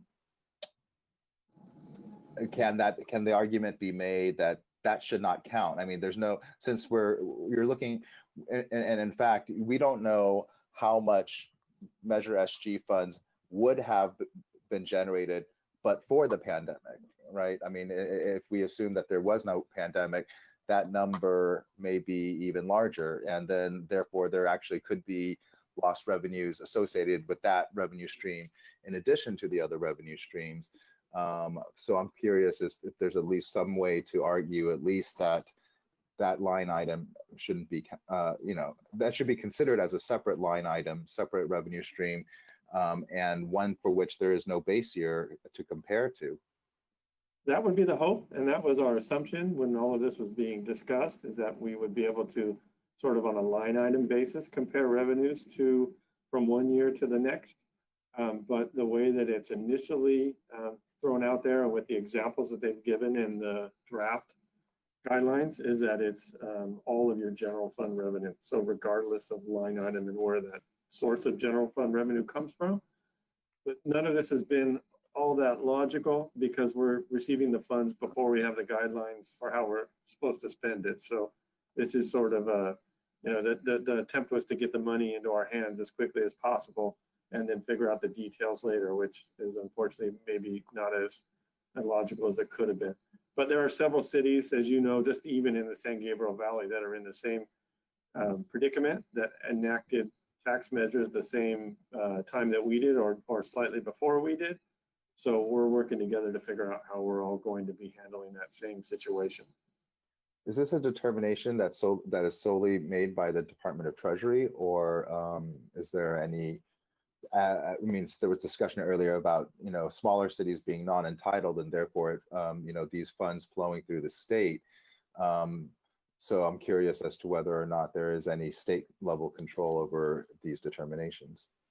It's good news and bad news. The good news is that it is not the state, and I say that because they're not able to reduce our allocations or change those allocations. The federal government was very clear that the state is only a conduit or a pass-through. So no, even though they are our funder, the guidelines and the guidance comes directly from the U.S. Treasury Department. I see. Let's see, and you mentioned one other thing there about the, I assume because there's no guidance or there hasn't yet been guidance promulgated as to eligible uses of the funds, I assume there's been no penalties promulgated or potential penalties promulgated about cities using the funds. Or I guess, yeah, cities using the funds outside of some of those eligible uses? There haven't been specific penalties discussed, but there is the standard language about being subject to audit and clawbacks for money that is inappropriately used, but there hasn't been any real concrete guidelines as far as that goes. Okay. So in some sense, then, are we meant to just simply hold on to those ARP funds, kind of just hold them in abeyance? We might earn a little bit of interest for a couple of months, but not be able to use them until these rules are sort of finalized and made clear. That's the tact that everybody that we talk to is taking. There are cities that are putting projects in their budgets for this year, the use of those funds. Most of those cities are entitlement cities that receive direct allocations and will be doing it before the June 30th deadline. But they are putting some programming in there that they believe to be solidly within those regulations. But ultimately, most are waiting a month or two and are going to have separate discussions just about these funds. Okay. And I suppose my last question then, will we be allowed to then have future discussions once these rules become clear about how we program these funds or what those uses are? I assume there would probably be more like in August of the next fiscal year. That's right. So my intention is as soon as we understand what those regulations are, and we've got not only the U.S. Treasury guidance, but guidance from the League of California Cities, and we fully understand it, yes, we will do a separate, I would hope, a study session just on ARP funds and on a separate night so we can focus on that. And we as staff will dream up some potential projects, but also be looking for council to dream up potential projects. And then together we will come up with what we think is the appropriate response for the city. Okay, thank you very much. Appreciate that.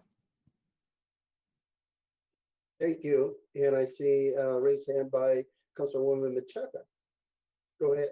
Thank you, Mayor. So I too had some questions about the eligibility of these ARP funds. So I thank Councilmember Pu for asking those questions. Are there any areas that are definitive, meaning that we know definitely that we can use ARP funds, that we don't need to wait for any further guidance? Or is it really that foggy, ambiguous that we really don't know? There are some areas that are unambiguous. As an example, if we wanted to do a water project, which we obviously don't have a water system, or a broadband project, it's pretty clear. For lost revenue, what they're defining, I mean, if we can clearly define that, we can put that in our fund balance. For COVID expenses, so there are all of the things that we've already spent money on, or things like our senior meals programs that we've gone over our CARES funding for, we'll be able to get an allocate or a credit for those. And going into next year, we are planning on continuing that program. We still have over 100 seniors that we're delivering meals to. And so we intend on continuing that into the year and recommending that ARP funds be used for those kinds of programs. For any direct COVID related expenses, so for any of our, the small expenses we've had for our vaccination clinics or our testing clinics, all of those are eligible expenses, and all of our upgrades to the city to respond to COVID. So any of the things that we've done to City Hall, I'm going to recommend a small allocation for some technology upgrades that we can talk about in a few minutes.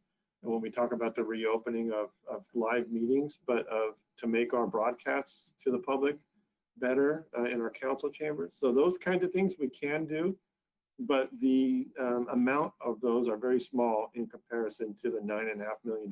So it really is going to take knowing those regulations and then all of us coming up with what the best use of those funds are for the community. The one thing I do know is, I'm sorry to cut you off, Councilwoman Menchaca. The one thing I do know is that we want to be careful about anything that's not a one-time use of these funds, because these are one-time funds. And so while we want to look as a community, as one of the commenters, the only commenter made as far as spending this on things like, community navigators or clinicians, we have to identify funding sources past these next 2 years for those kinds of things, because this really is a one-time funding source, and it won't help us after that second year if, as an example, those clinicians are an allowable use of these ARP funds.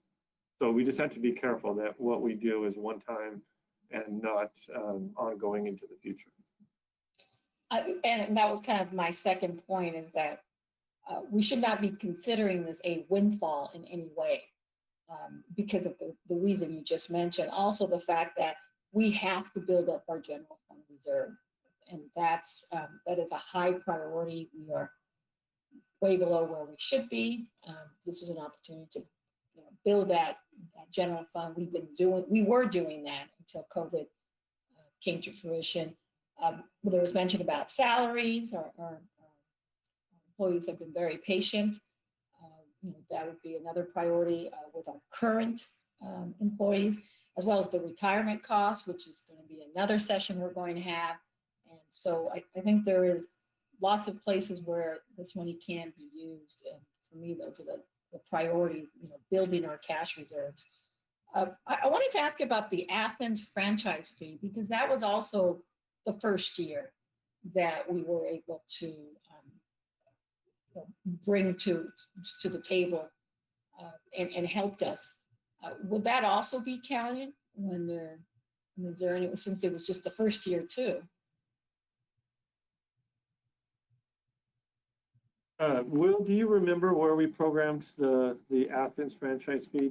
I know we changed the way we did that this year. So is that going to be something that goes into the general fund, and it is something that quote unquote hurts us as part of that calculation? Yeah,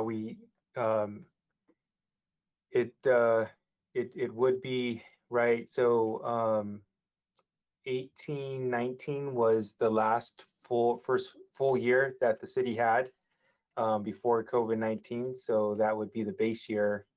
And since the Athens franchise fee came after that year, it would, if they take it in total general revenues, it would hurt the city as far as that calculation is concerned. So we can't appeal, we can't do something, because it's not fair. It just isn't fair. And so we're being penalized for A, renegotiating a contract, and then B, for passing the bond, the Measure SG. So, from a just logical perspective, it doesn't make sense that we're getting penalized. I mean, those are two major revenue sources now. So we're being penalized. So I'm hoping there's an appeal process, or there is something, I ask you to look for that, some kind of, not waiver, but, that we can not make it as part of the total revenue stream, to hopefully give us a little bit more eligibility revenue. And then lastly, on the receivables that were talked before, I would be really surprised if it wouldn't be part of the ARP, be part of this year's budget, so the 2020, 2021. So I am very interested to see, it shouldn't be a cash basis. It should be based on, when those funds were actually earned, or when those funds, for what periods it relates to.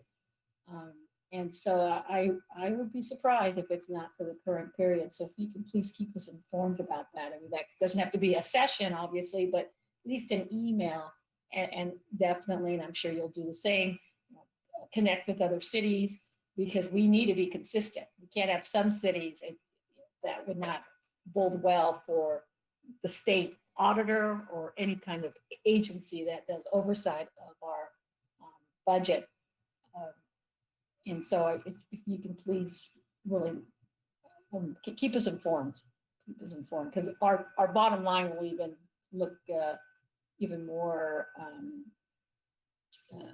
negative, I guess is the word. So, and I believe currently you do include it for the current year. So thank you so much. What's that? Thank you, Councilwoman. Any others? Okay, I see Vice Mayor Ding. Yeah, yeah. I just want to confirm I got the order previous three council member the question. Yeah, that's good. So it's especially the mention. Yeah, for our new budget, the fund. I also concerned regarding the answer service, 350,000, and major SG that's last year we approved, and also the third one, it's ARP fund. So ARP fund, I think it should be only 2 years. So just I want to concern it's for the next year, if we already allocated the ARP fund on that for the long-term running, maybe have problems. So after 2 years later, we don't have this ARP fund. Yeah. Thank That's you, about Vice Mayor James. Yeah, we have not allocated those funds. So if you were to remove the 3.75 million that we had in the budget, because that was our expected allocation at the time, we are still balanced in our general fund. We have not programmed that money yet. We show it in as revenue, but we have not programmed that, and our spending does not reflect the use of any ARP funds. Okay, that's good to know. So then another two is for the answer one for the MSG. Okay, we have any like a plan just separate these two funds, so we still can, if just in case we don't have these two funds, so we still can balance that or not? Without Measure SG, no. Measure SG is what kept us afloat during COVID. We were able to make changes with some staffing vacancies and with very reduced expenditures. But if it had not been for Measure SG, we would have had to do furloughs or layoffs or really do some draconian cuts to our budget. So Measure SG kept us afloat during COVID, and our current year's budget is fully using Measure SG to continue those levels of service. We anticipate once we come out of COVID that money will be, there are many uses for those funds, as all of the council have already mentioned, street paving and employee salaries and eventually a police station. So there are no shortage of uses for those funds, but eventually we will grow our revenue more than our expenditures, and we'll be able to program some of that money. But for the next few years, Measure SG keeps us balanced. Okay. The Measure SG for this fiscal year, I because I didn't find how much the estimate. So for the public, we call that in our budget, we call that our local sales tax, as to differentiate it from the state sales tax. But for this coming fiscal year, we're anticipating $3.6 million from Measure SG. $3.6 million. All right. So for the next fiscal year, so if we have a surplus, how much the surplus? I don't remember the exact amount. Will, do you remember the exact amount that we're budgeted as a surplus in the general fund, or Linda? Yes, council member, for the general fund, the projected surplus is $4,315,000, and that is including the American Rescue Plan funds, and that is based on the old projection. So that number would actually be higher by $1 million. What would it be, Will, without the ARP funds? Without the ARP, it's 565,000. 565. Okay. So actually, if we don't have estimate no major SAG, we have the deficit 3 million, right? That's correct. Yeah, no ARP fund, no. Wow. Okay, that's a little bit. I feel that it's so risky and then more But for the MSD 3.6 million, it's a conservative the estimate, or it's very aggressive? It's conservative. We put in 3.6 million. That's what our sales tax consultants that we pay to be experts in this, that's what they are projecting. But even they predict that will do a little bit better because of the way that people are spending differently online. And our Measure SG ended up being more than what we thought it would as a percentage of our old sales tax. So long story short, we think that's conservative. Okay. Realistic, but conservative. Yeah, I know realistic for conservative, but for the, so if don't have the we didn't pass the MSG, we have the big deficit, right? Actually, that's true. We are indebted to the community for trusting us in adopting Measure SG. Okay. but I think trusting is not just only for our general fund, but they also like think about how to do the street paving, infrastructure, or even like some like community service, something like that.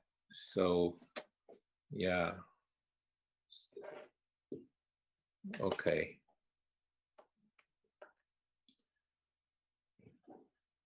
All right. Okay, that's it. That's my question. So I really conservative for the if just in case no major SG. Okay, thank you, Mayor. Thank you, Vice Mayor. Any others have questions? So I just have a question. Will, do you know when do we have to file to the finance department and state finance department? I think we have to let them know, and we have to come up with the plan how we're going to use the fund. Do you know the deadline for that? Yes, by June 23rd, you need to submit just basically the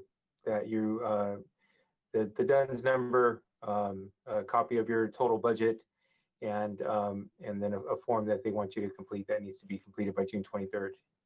Wow. But the plan itself, Mayor, we don't have to submit that until later on. We have our first report is due in October, but we have until 2024 to commit the funds. Yeah, that's right. And then extend, 2 more years to use the fund. But again, I think, ARP is like CARES Act, and it's supposed to be spent on, number one is the community needs to recover from the COVID-19, but also the cities. If we have already provide services and we don't receive any revenue for that, I think they can be covered for that. And regarding the other purpose, I have asked and see we can pay off our existing loan. I haven't heard anything. And so, there are so many workshops for this ARP and still, they just refer to Treasury guidelines. But eventually, I think we can come up with a better idea how we're going to spend the money. But again, because this is a one-time use, we cannot rely on that. And we cannot use the money for our reserve. This is money to spend. We have to use it. So it's not to, show our reserve fund. We have $9.5 million more. So it's, no, I don't think that's the right thing to do. We just have to figure out what is the best to utilize this money. But it comes to, water, sewer, broadband, that's probably, I don't know, maybe broadband makes more sense for San Gabriel because we have those $25 million from Major R, and because this going to spend $20 million on 3 traffic intersection on Valley Boulevard, New and Del Mar and San Gabriel. And when we're doing that, maybe we can use that, cooperate with the ARP fund and build the optic fibers cables for broadband. But that's another suggestion. But we do need to use this fund wisely. But as I heard all these comments from our council member, we're not in a very strong finance situation. We could, I just think we have to be realistic. We are not very financial events and in any way. And so we're, very, make our budget balance. So, and geez, I think we just have to, simple, very simple. Either increase our revenue or we have to cut our expenses. Simple, you know, if we don't have revenue increase, just have to cut expenses overall, you know, to say, we did that a few years ago, 10% for every single department. You know, otherwise, how are we going to survive with this?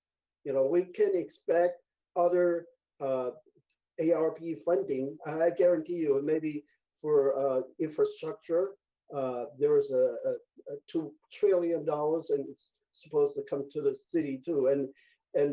But again, we haven't seen that, and other social service funding from the federal government. But again, you know, those are sort of restricted funding, and we have to spend on something else.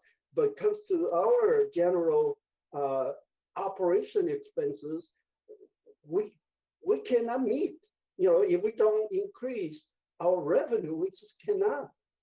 And so this is something we all have to face this reality. We have to face the challenges. So, you know, it's better we bring the attention to everyone, you know, including our community people, and say, hey, you know, this is something St. Gabriel has to face. You know, it's not the out of blue, the state auditor and came and show us and say we're one of the highest risk city in the state. You know, well, a lot of people think we're doing well, but no, reality was just look at all the numbers. It's not. It's kind of scary, honestly. So fortunately, we passed the St. Gabriel sales tax, and actually that put us in a better position right now. But I think we just have to think, you know, other ways to increase revenue or decrease the expenditure. And so, yeah, is there any motion that wants to approve? Because this item, we don't have to vote for everyone. And so we can just, one motion, that's all we needed, was the amendment for the fire alarm permits. Well, actually, Mayor, I have, oh, sorry. I had a question, clarification on that for our city attorney as well. I was wondering, do we need to, because these are ordinances placed on for first reading, do we need to have separate motions for them?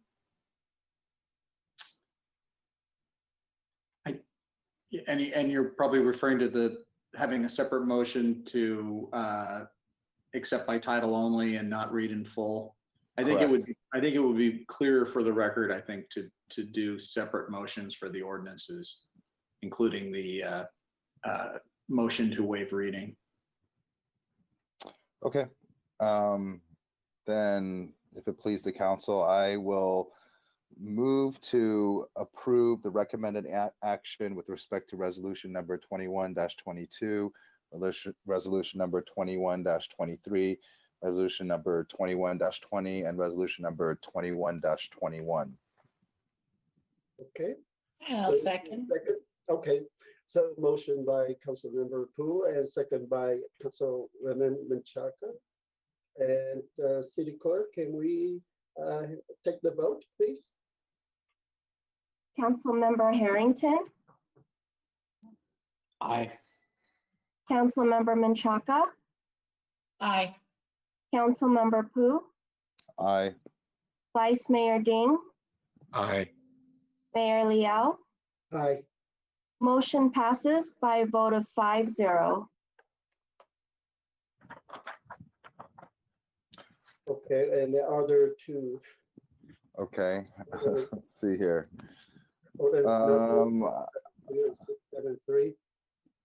Mayor, I moved to introduce ordinance number 672 for first reading by title only. Is that correct? Yes. And waive full reading. Yes. So you want to do separately? You want to just do one at a time? Yes. 672? Okay.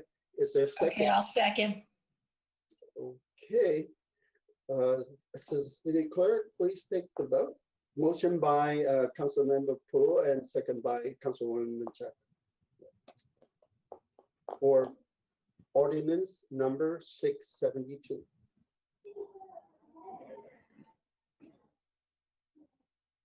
Councilmember Harrington, Aye. Councilmember Menchaca, Aye. Councilmember Pu, Aye. Vice Mayor Ding, Aye. Mayor Liao. Aye. Motion passes by a vote of 5-0. Thank you. And last item. Okay, I would move, let's see, to introduce ordinance number 673 for first reading by title only with an addition of a definition for alarm system as discussed to be brought back at the second reading. I'm sorry, Keith, does that suffice? And I'll second. Okay, so motion by Councilmember Pu and second by Councilwoman Menchaca. City Clerk, please take the vote. Councilmember Harrington, Aye. Councilmember Menchaca, Aye. Councilmember Pu, Yes. Vice Mayor Ding, Aye. Mayor Liao. Aye. Motion passes by a vote of 5-0. Thank you. Let's see. Next item, please. Item Please. 7C, human equity. Sorry, Councilmember, go ahead. Oh, yeah, Mayor, may I request a recess of okay. 5 minutes? I think I may need some Okay, caffeine or something to finish this meeting off. Yes, definitely. So we will take 12 minutes break. So come back 12:40. How's that? 12? 12:40? Or 8:40? So 12 minutes. Okay, thank you. See you at 8:40. 8:40. Okay. Thank you.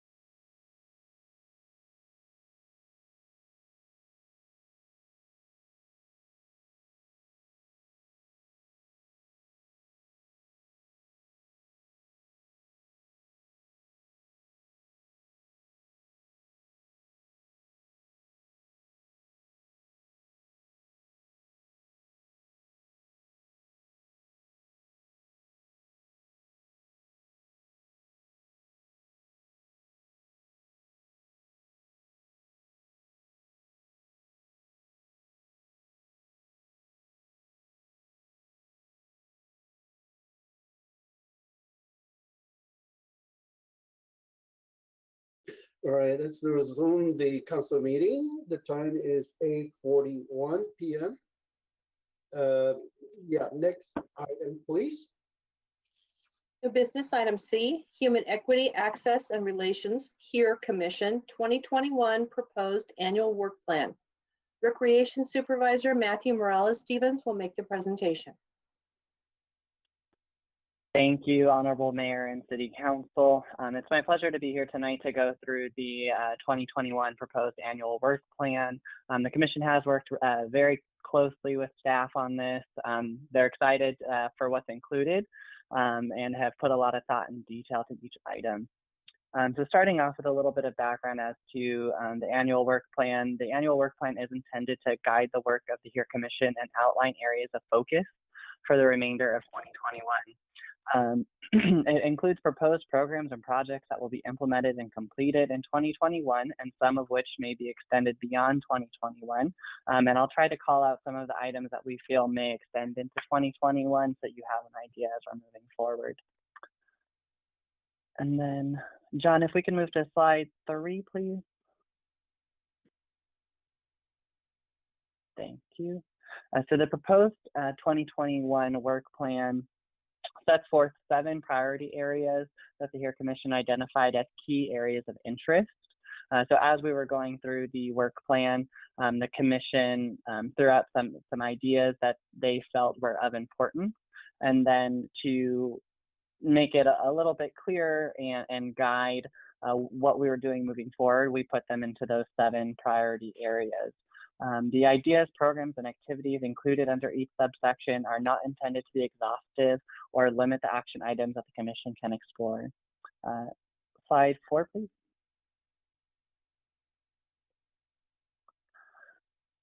So the first one is equity training and equities in city policies. Under each item, you'll notice that we noted the goals and purpose of the Commission that it relates to most closely. And some of those will have multiple that it relates to. So just a note there. This one in particular is related to equity. 1A is recommending that all city staff be required to participate in implicit bias training. And the HERE Commission is available to assist with the training development. And the HERE Commission recommends that other city commissions, as appropriate, be required to develop and implement an annual work plan. Slide 5, please.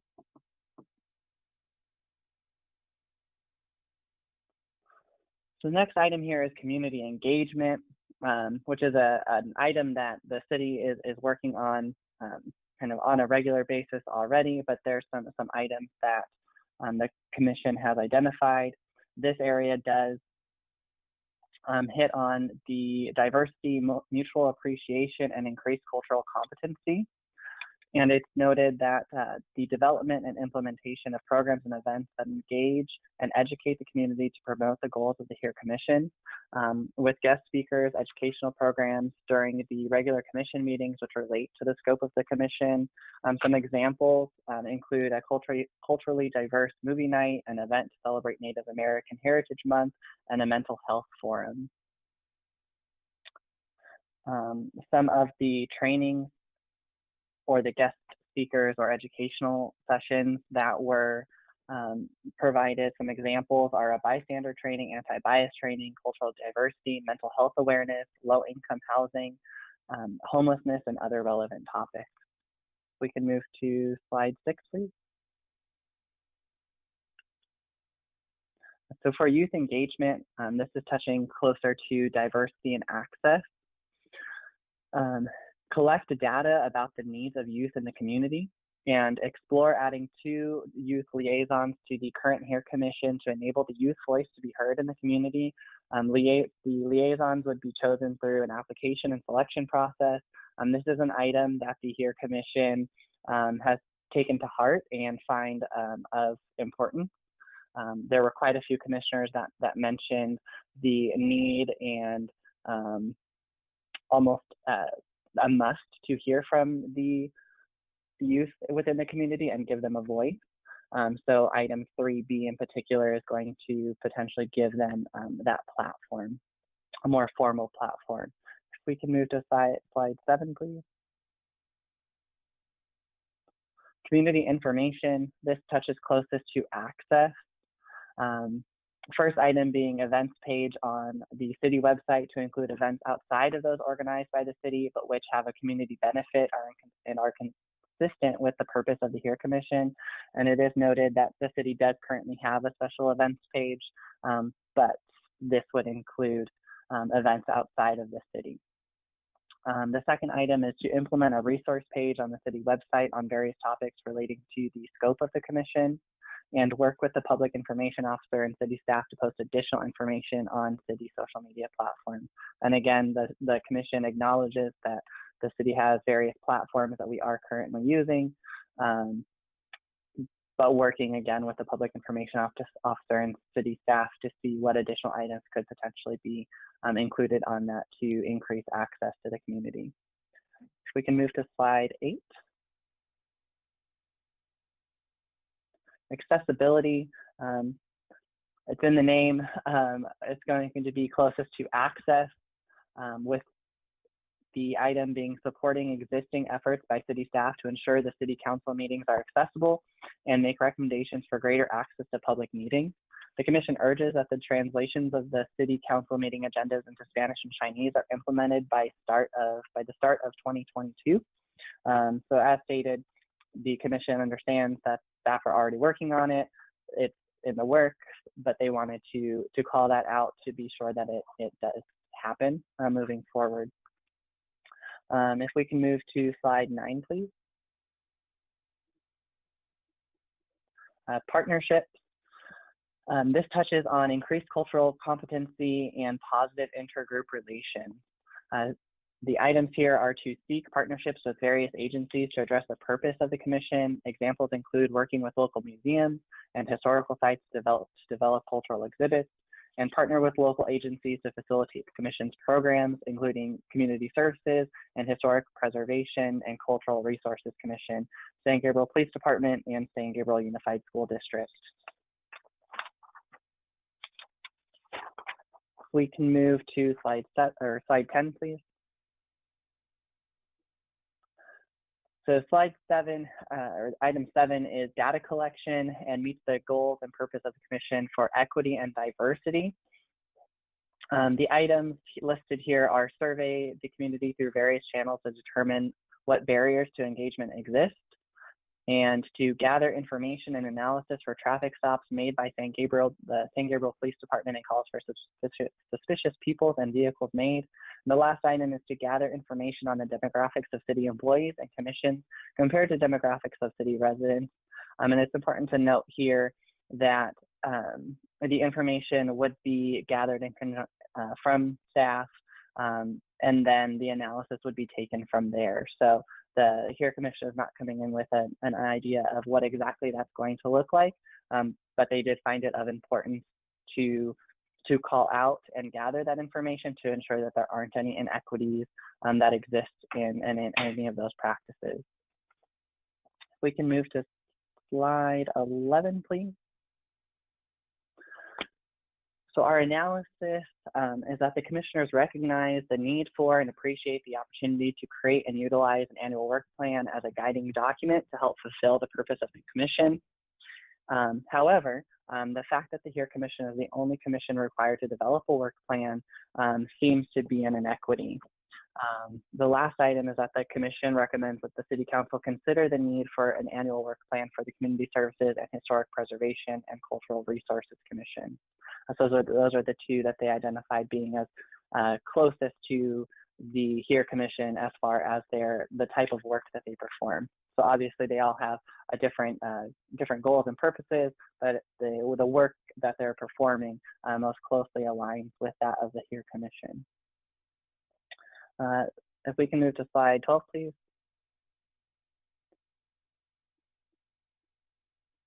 Okay, so fiscal impact. As we've worked through this, we've identified some areas that potentially could have some fiscal impact, which include the addition of cultural events, cultural exhibits, and translation services for city council meeting agendas.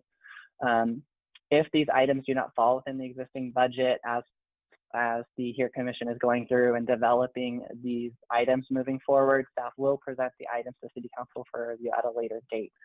So for example, if there's a cultural exhibit that has some monetary needs attached to it, that item would be brought to council at the time that the item was developed. If we can move to slide 13, please. So at this time, staff does recommend that the City Council review and approve the HERE Commission's annual work plan for 2021. We can move to slide 14. So thank you all for bearing with me through the 2021 proposed annual work plan. At this time, if you have any questions, I'd be happy to answer them. We do also have Chair Jennings Nunez of the HERE Commission here to answer some questions as well. Okay, thank you, Matthew. So does any city council member have factual question to clarify the report? Just a quick comment, Mayor. Yes. I have questions during the deliberation, but just on the agenda itself under it's page 9, number C, it says that the last sentence says, a plan that best fits in alignment with the goals and scope of the HERE Commission, as well as the City of San Gabriel's mission. And mission is capitalized. So it sounds like it's the church, not the mission or goal. So we just need to be a little more conscientious, because when I first saw it, I thought, well, how does the mission and the HERE Commission come together? But, and plus it was capitalized too. So I just wanted to make sure that's clear, that the mission the church has, there's no relation here with our commission, except for maybe partnering down the road. But I just wanted to bring that to the attention. And then I have more questions during deliberation. Thank you. Thank you. Any other? Okay, I see none. Have we received any public comments at this time? Is it time for public comment on this item? Is closed if we haven't received anything. So I'm going to no comment. Okay, great, thank you. So we're going to close this public comment. And next, I think the council deliberation and discussion on this HERE Commission. Okay, may I start, Mayor? Sure, go ahead. Okay, great. First of all, I just wanted to applaud the commission because this was definitely a rapid pace to even be able to put a work plan together in such a short period of time. Also want to commend the staff, Matthew and Lucy, because obviously you are the support system of this commission, and I've heard a couple of your meetings, and I can see that it's a nice collaboration. And so I thank you, Lucy and Matthew, for working with this commission. I'm just going to go one by one in just some of my comments, and then I'll see what my council colleagues, what their comments are too. But the first item is under proposed 2021 work plan, page 2, and the comment about B, recommend that other city commissions as appropriate be required to develop and implement an annual plan. When we developed the work plan, it was more as a guiding document. And with the HERE Commission, because the universe is pretty infinite, we thought that a work plan will ensure that you can focus on some key issues as opposed to being reactive and based on the situation. Although there is a possibility to come back to council and amend the work plan if there is something that develops during that time. I think the other commissions I know the other commissions are very different. If the commissions, the services, Community Services Commission and the Historical Commission feel like it's necessary, great, that's something they can discuss internally. But to require it, we would have to also change the commission bylaws. But I just don't think it lends itself So I do disagree with B. Under community engagement, let's see, the part about guest speakers and developing some type of programs.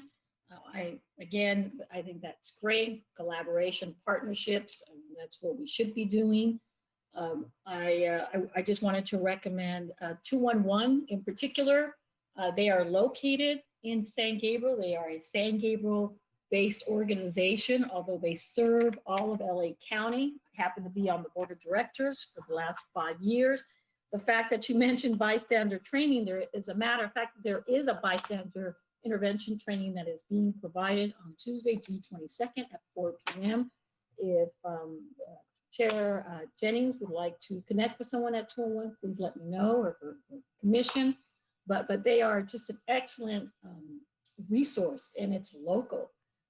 They will be having the bystander intervention training is going to be part of the part of the training is being done by Advancing Justice and Hollaback, as well as other groups like the YMCA, East West Bank, and they have like 4 or 5 other partners. So I just wanted to just share that information. You can also get it on their website and social media, but that is readily available and it's free.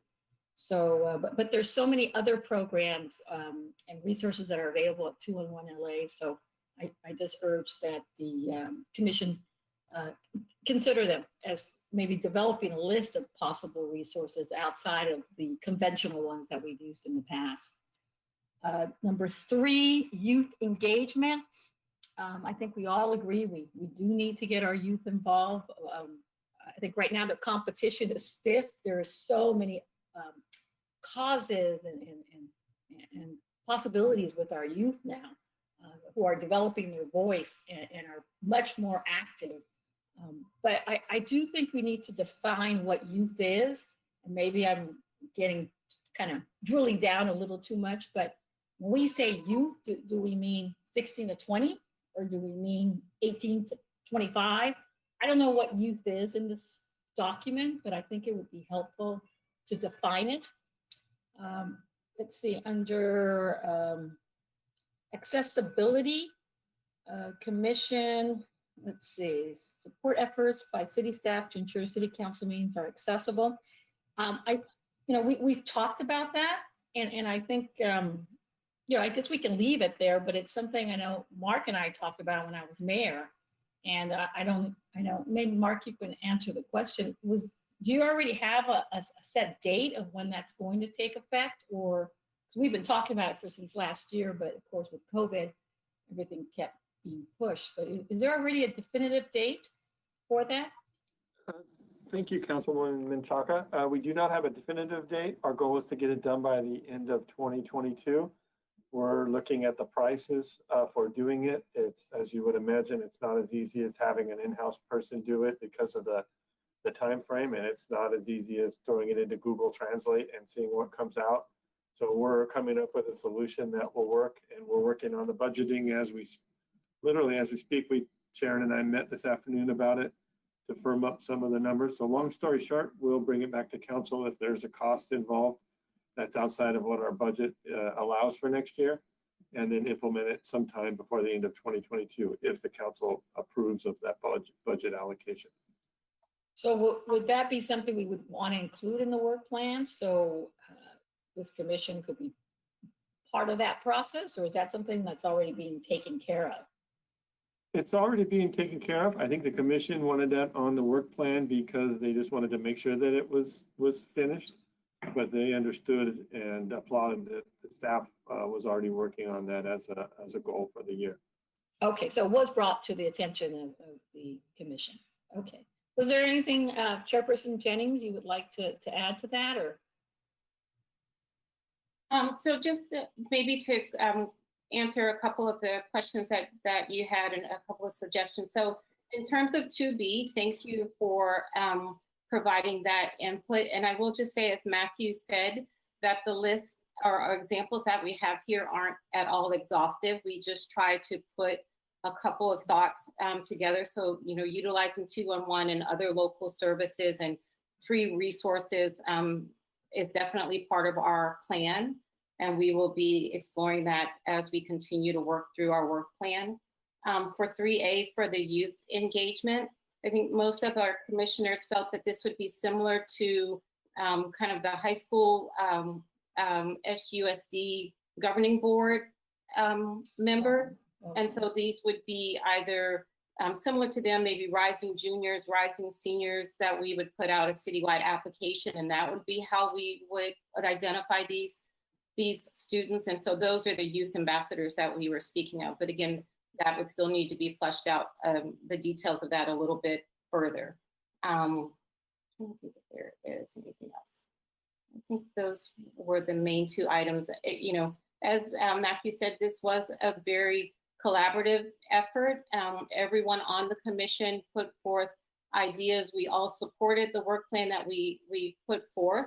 And going from here, this is really kind of a general idea work plan. And from here, we will be taking up the timeline and finding the details for defining the details for our work plan.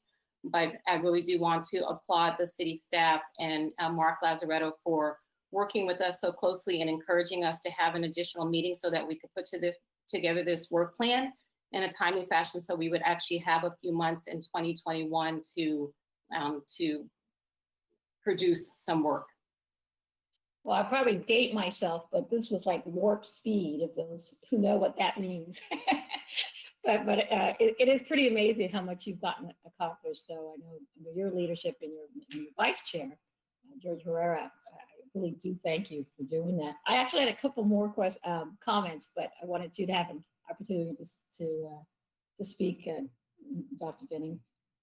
Regarding number 6, partnerships, when I see historical sites and local museums, I think about our historical commission. So I know, Dr. Jennings, you're very conscientious about that. You and the chairperson for the Historical Association do have a good collaboration and communication, but we'll definitely include them whenever possible, as well as our Historical Association. So you probably already know that, but I wanted to make sure I made that comment.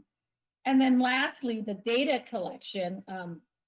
The only one I do differ, and that would be 7B, gather information and analysis for traffic stops made by SGBD and calls for suspicious people and vehicles made.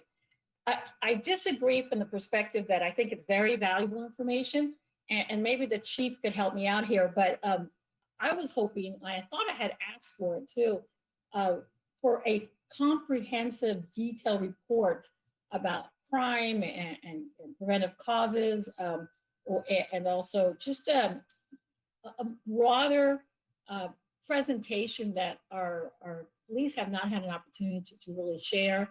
I know there's an upcoming cost, and after talking to the chief, I believe he wanted to do something like that because of some expenditures we're going to be making. And so even though that's so specific, it just talks about traffic stops, I hope that we can pull that and put it into this overall presentation. I know, for example, I would like to also hear about body cameras. I've been asked the question, and it seems like some law enforcement like it, some don't. I think in the past, the issue's been money, but hopefully there are grants out there.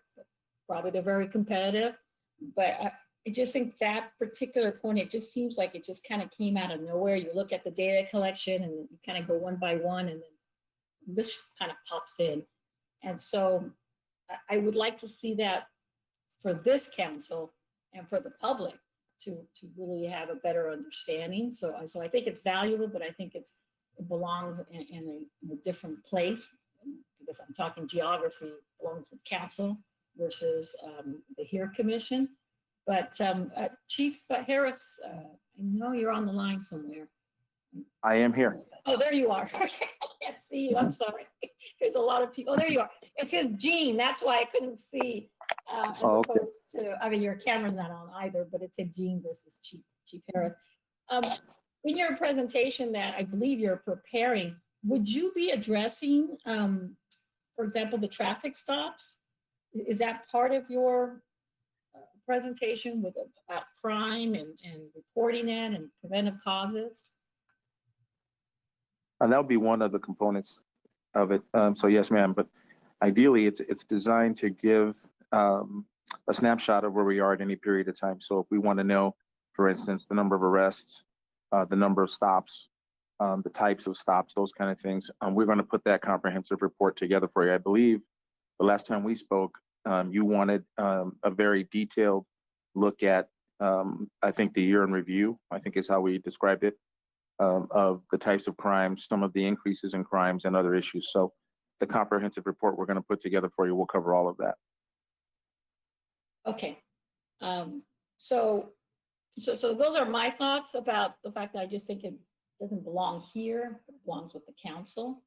I guess another way of looking at it is, well, it just seemed to be a little odd. It just appeared there, and so that's all I had about that.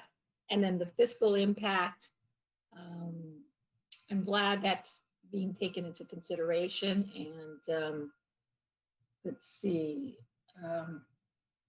I guess if, as Matthew mentioned, I believe you mentioned it earlier, if it goes above the cost levels of the existing budget, then it'll be brought back to council. Is that what was said? Just to make sure. Already 9 o'clock, so I'm starting to forget some things. Yes, that's correct. Okay, great. And that's all for now. But again, just great work. Great work. Thank you. Thank you, Councilwoman. Any others? City Council, okay, Yes, Councilman Wu. Thank you. I'd also like to thank and commend the commissioners as well as the staff for getting this work plan put together so quickly and presenting it here for our consideration. I think I would agree for the most part with many of Councilwoman Menchaca's comments. The item on 1B about requiring some of the other commissions to also do a work plan. I could see that being applicable for some, but not others. In the case of, for example, planning or design review, a lot of their role and function is somewhat statutory, and then it's either not able to be predicted because it depends on what projects come up, whether they're residential or commercial, throughout the year, or it's very bland in general and the same every year, which is to simply review those projects and then comply with statutory requirements. But if some of the other later on in the staff report, it does say that there's other commissions actually provided positive feedback on that. It might be something, it could be a tool that some of those commissions could use to somewhat focus their efforts as well, whether it's community services or I guess then the only other one outside of that is also the historical preservation and cultural resources. Civil service, again, is more that, a function that is only called upon when needed. So it is a little bit hard to fit that within the scope of a work plan. But granted, I think that if some of the other, I think community services and HPCR, wanted to take that on, that I think that actually could be useful and in a way, utilizing it as a form of strategic plan for the commission or a mini strategic plan for the commission. I actually really like the idea of in 2B and having guest speakers and educational programs. I think we have a lot of local resources, a lot of individuals around in the area as well that could really add to the conversation and provide a lot of diverse perspectives. And it could just, I think that's a really interesting thing. It would actually, make me tune into all of the meetings just to hear what that, mini workshop or what that particular speaker had to say. you know, whether it is mental health or, you know, one of the local chiefs from any of the Native American tribes, or other community leaders. I think that would be actually quite interesting. So I really support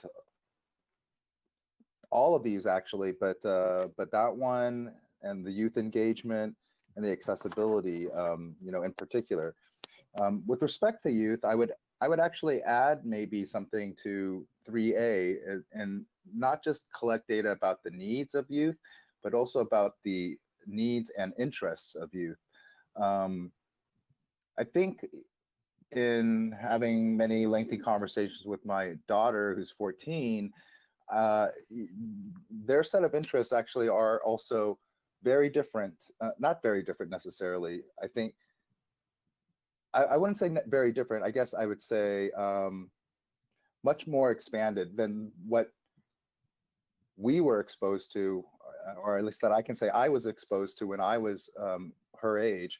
And so I feel like part of engagement is understanding to, you know, what are the interests of that group, you know, the youth group, and being able to engage them, you know, in the areas and on the issues that they're most interested in.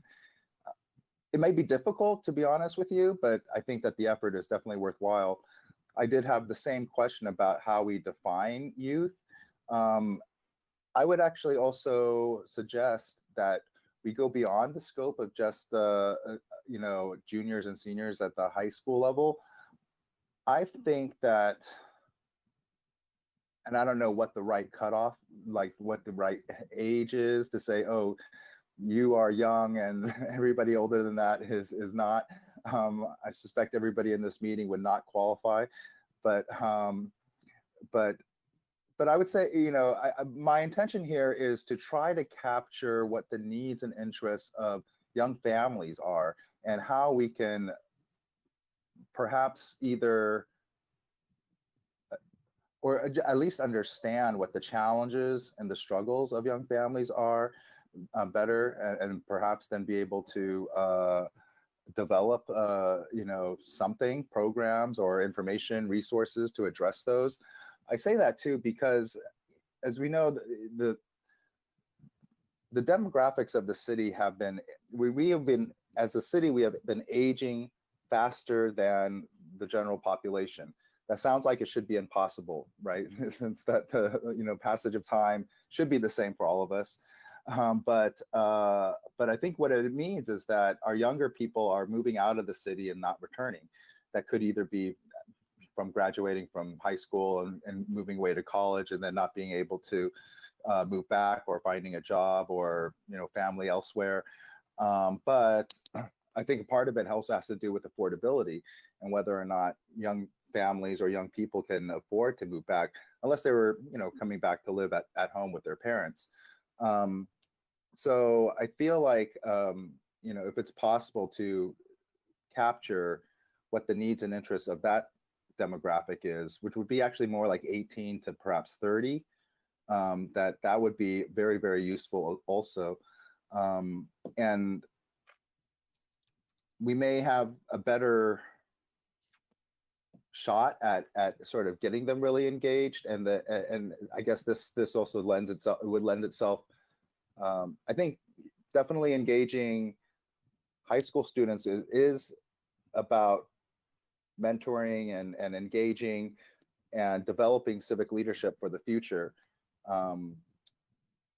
But then a slightly older demographic that would be up till 30 or 35 also, I think, would be something that where we could, you know, potentially develop a pipeline of civic engagement and leadership as well in that category that would, I think would, you know, put the city in a better position, you know, longer term. By longer term, I mean, you know, the next 20 or 30 years, not even just the next 5 or 10.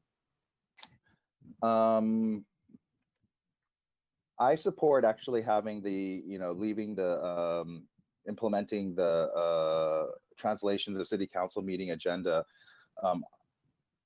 on the HERE Commission work plan.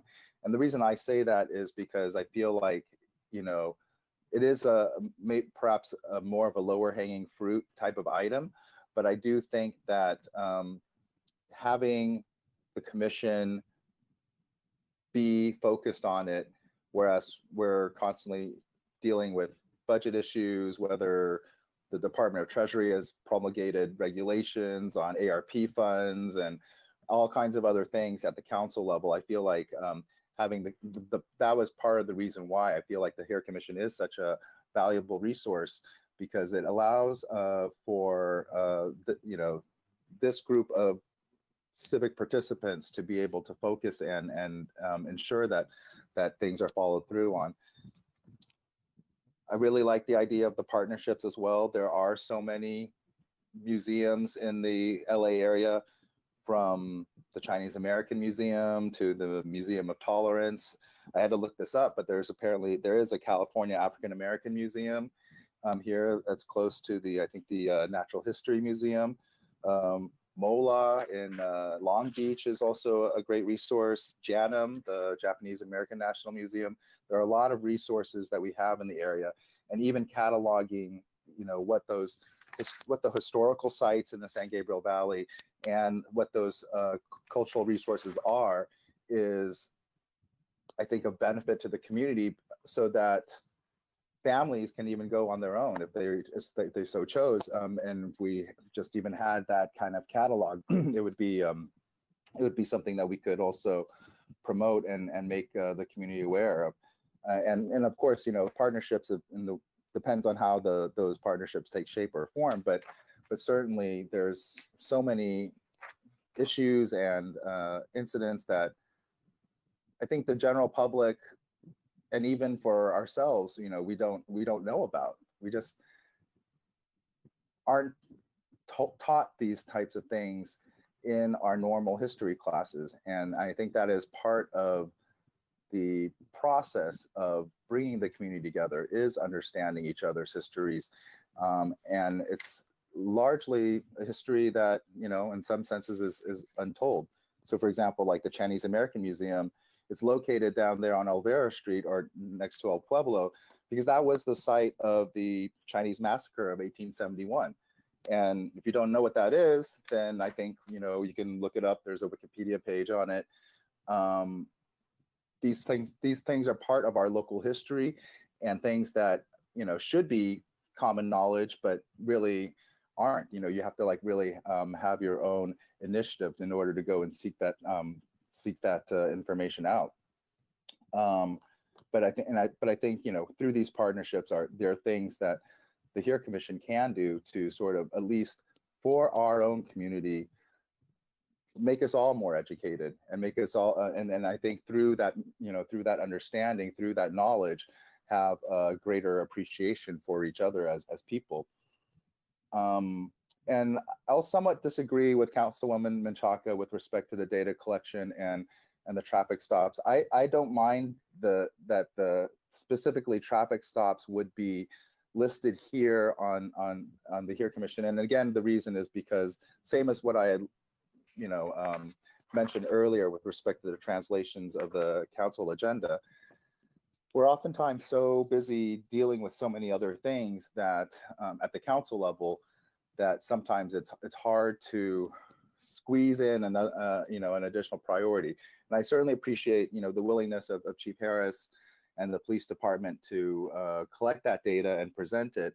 But I think that sometimes it's great to try to have one big comprehensive thing and present it all at once and say, here it is. This is the encyclopedia of data that we've requested. But then sometimes it's actually maybe easier and better to have more discrete, more concrete pieces and do it and be able to look at smaller sets of data so that we're not overwhelmed. And also, we don't know, I guess, what the data says, because, obviously it hasn't been collected yet and we haven't looked at it yet. So on the whole, I actually support all of the items that have been listed here to be on the work plan. I guess the only exception might be 1B, as far as requiring the other council or other commissions to have an annual work plan. I understand the sort of the questioning of why does the HERE Commission have to do this, but no other commissions need to.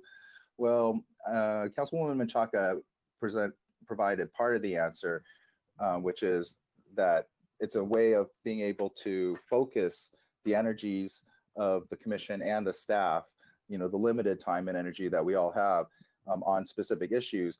But then also, I think as a brand new commission too, it's also a way of being able to give it more definition. And the other, at least like as I mentioned, planning and DRC are already defined by statute and by city code to a certain extent. Though none of the other commissions do have this requirement as part of their sort of authorizing ordinance. So I appreciate the fact that, yes, why us, why the HERE Commission and none of the others? But I actually think it could be helpful, but really it could be a helpful process for some of the other commissions if they so chose, particularly for community services and or historic preservation, cultural resources. With respect to historical preservation, though, they do have specific tasks that are supposed to be done, and that is set forth in the ordinance. But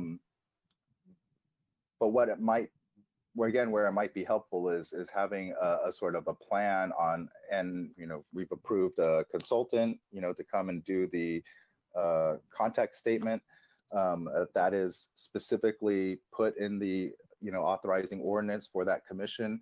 So that is really great progress that we're getting close to being able to having that. But I think that I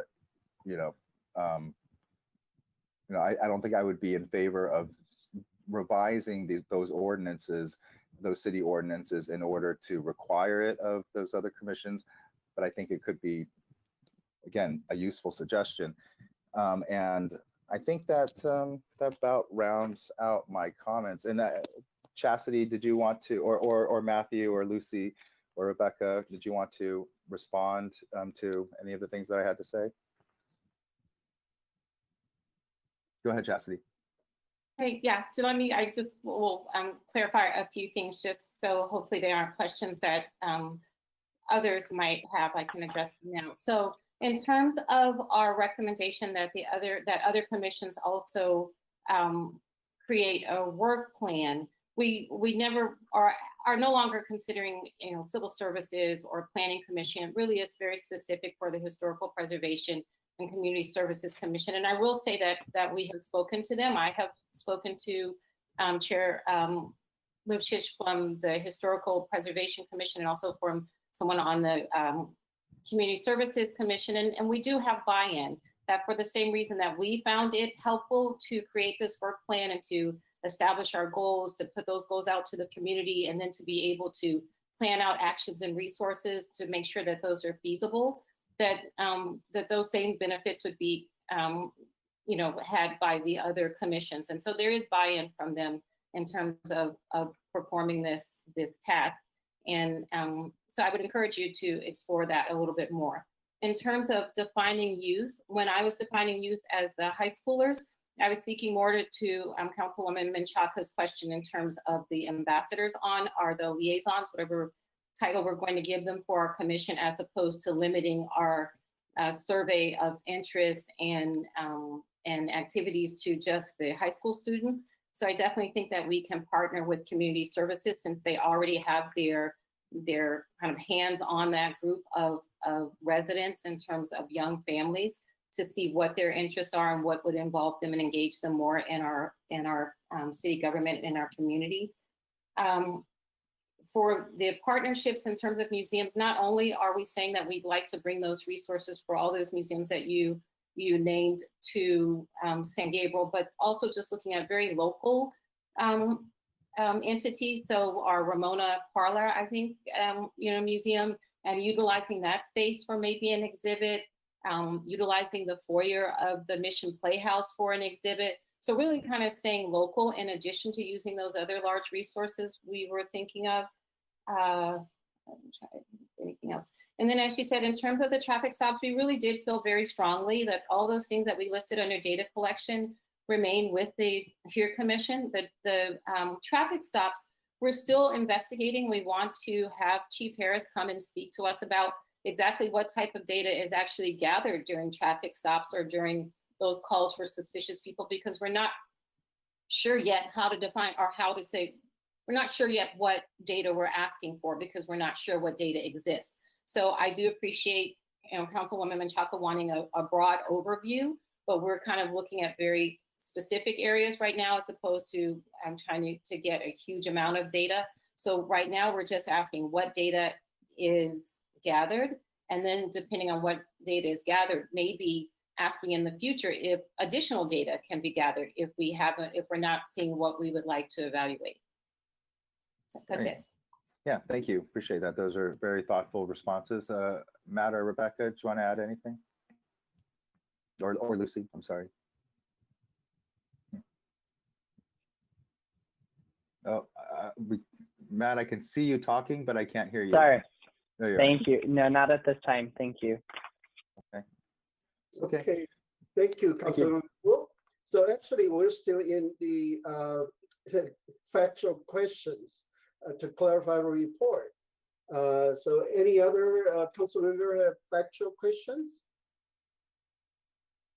Wait, I'm sorry, Mayor. I thought you had moved us into council discussion. Not yet. So I No, have. you did. Remember, there was no public comment. Okay. And, so well, then, if and then you there's went no into public comment, deliberation. then it's the council's deliberations.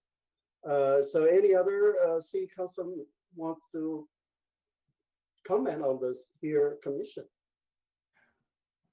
Oh, let me just add one last thing about local resources, partnering agencies. I think just to add to the list, because there's a large list, but our local libraries, I think, are also great resources, and not only our own here on Del Mar across from the police station, but I think the Monterey Park Library also has a lot of programs and resources. Others in the immediate region. So those would be also things to be able to draw from. And since you brought that up, I will just, for a plug for anyone who is listening, our San Gabriel Library did actually put together a Juneteenth display. This is the first one for them this year. So as you said, they are a great resource for educating our community, and they're very open to working with us. That was not a recommendation from the HERE Commission, that was from me, but they were very, very open and really wonderful to work with. So thank you for pointing that out. That's fantastic. Thank you. I think that's great. And any other city council member? Vice Mayor Dean? Any comments on HERE Commission? Or Council Member Harrington? I see your. Thank you, Mayor. I have just a couple questions. Go ahead. And I agree with a lot of what has previously been said, but I just wanted some further clarification. I think I agree with Councilmember Menchaca on item 1B regarding the annual work plans. I think that this is a different type of commission than those commissions. And if they do have buy-in and they want to do work plans, that's great. In fact, I would encourage them to. Because I think, honestly, just like Councilmember Pooh said, it might be a really productive and a good exercise for them to be proactive rather than reactive. So I would encourage that. I just think that should be something deriving from those commissions. I don't think that's something the council should direct them to. If that's something they see fit for their council or their commission, that'd be great. So I just wouldn't support that part of it. And I would say that, like, for example, the Historical Preservation and Cultural Resource Commission has been kind of put on the back burner as far as funding, and a work plan might actually help speed that along. So I would encourage them to do that. Next, item 3B regarding youth liaisons. I think that's a good idea as well. However, I think I would have the council choose through the application process. I think that's more appropriate because we actually choose commissioners. If they're going to be commissioners, if they're going to be representatives, that's different. If they just want to have liaisons, that's different. I mean, that can be more of an informal thing, but I think they're actually going to be commissioners. I think we should set some. It's already our largest commission, so I think it should be, for adding members, those need to be put on by council. If they're just like we said, liaisons or contacts or engagement, that's different. But I think this would be the only commission that gets to choose its own members. So I don't want to go down that path necessarily. Item 5, I guess it's A, Romanet I. The one question I had, it says Spanish and Chinese. I wanted to ask Sharon, the city clerk, I believe if we translate, we should also do Vietnamese. Is that something we should look at or not? That's just a question. Could we do that I know that for elections, we're obligated to translate into 3 languages. So if we could just look into that. I don't know, Sharon, did you have any comment on that? Council member, actually, since the county has taken that over, they use their metrics for what languages, and that's based on requests from the community to some extent. Mm-hmm. So, but when the demographics in San Gabriel, if we were holding, for example, our election, Vietnamese would be one of the language that we would be required to translate into, which to me means it's a significant part of the population. So I think we should add that as well. All right, and then I like the idea of the partnerships. I think it's a good idea to engage as many local resources and regional resources as possible. I think that's a good idea. Next is I had a couple comments on data collection. The traffic stops, I just wanted to ask the chief what type of information we already collect, because I've heard a couple different things that lead me to believe we either don't collect certain information or we want to collect certain information. So I just wanted to clarify with the chief, what are we obligated to collect right now? What do we collect? What type of information? Thank you, council member. Beginning in January of 2022, the RIPA Act is going to require us to collect demographic data on traffic stops. Up to this point, we've not been required to do that. But we are right now replacing our CAD system so that we have the ability to do that seamlessly and meet the requirements of the law. We haven't figured out yet until the CAD system is implemented sometime in October what that will look like and how those data sets will be calculated or tabulated. But we're factoring that in as we build the system. It'll be a brand new CAD system designed to comply with the law. So right now, the arrests, correct? Not stops. I'm sorry, I missed that, sir. Currently, you'd be collecting arrests as far as demographics, not stops. Is that correct? The way it has been is that we don't indicate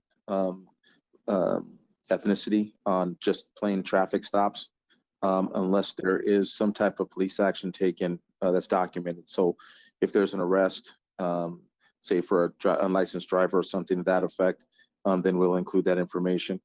But the law will require us to include that information beginning in January of 2022. In arrests, when we have a booking, we also include that information. That's been commonplace. So it's just going to be a little bit more consistently garnered as far as information. And I just don't know what it's going to look like until the CAD system's built. Okay, so then I guess, and that was what I said.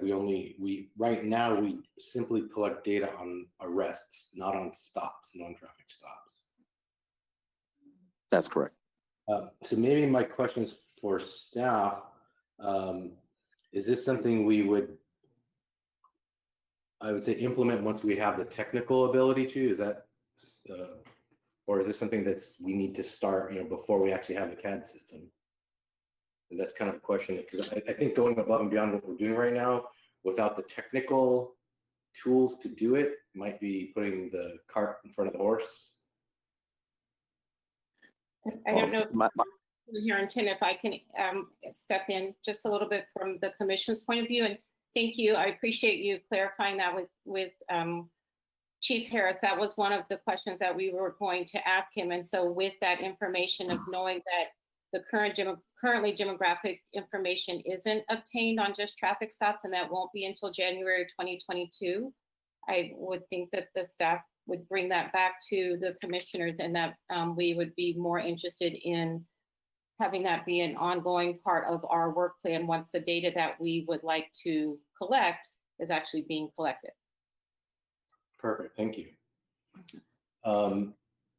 So then my next question is demographics on the city employees. Is that something that I mean, I understand where we're going, but the purpose is something that makes me, like, if I was an employee, I don't necessarily want to put forth my demographic information. To me, it's you know, it's kind of like intrusive for your employer to sit there and ask you questions like that. And is it going to be mandatory? Is it going to be voluntary? That's one of those things. I mean, I don't want to get in the business of forcing people. And let's say someone doesn't want to fill out a questionnaire or do something like that. I don't believe that we can ask that in the hiring. So I'm not necessarily sure it would be somewhere in somebody's personnel file. So if they don't want to volunteer the information, what do we do with that? So Councilmember Herring. Go ahead, Matthew. Thank you. So with regards to the actual purpose of the collection of that data, and I'm sure Mark can speak more onto actually how that data could or would be collected. But the intention is really to look at does the population of staff meet the population that the staff are serving, and do those correspond? So that's not information that the commission currently has to analyze. So the information would need to be pulled. And the discussion has been had at a previous meeting as to what process that could look like. But I think Mark could speak on to more how or if that information could be pulled from staff. So I think maybe I shouldn't say purpose. Maybe I should say the use of information. What would we do with that information? Because we can't use it in hiring. We can't use it in promotions. We can't use it in really anything. If you start going into people's demographics and making decisions based on that, that would be biased and that would be illegal. And I might get an opinion from Keith, but I mean, I'm just saying, what are we going to do once we have that? So we say, oh boy, our demographics don't match the exact numbers of our employees to the city, which I think you'd be hard pressed to find any city where that actually lined up anywhere. And to me, it's like the service is the service. I don't think, if the question is, are we not servicing the community proportionally? That's a different question than who are the people, the demographics of the people providing the service. So I just wanted to know what do we do with that information? If it's a plan, because we're planning on it, collecting it, what's the use of it? What would the city or the commission do with that information? Other than, let's say, publish a report. Councilman Harrington, this is Mark. I'll take a stab at the answer, and then I will let Chair Jennings take a stab from the commission side.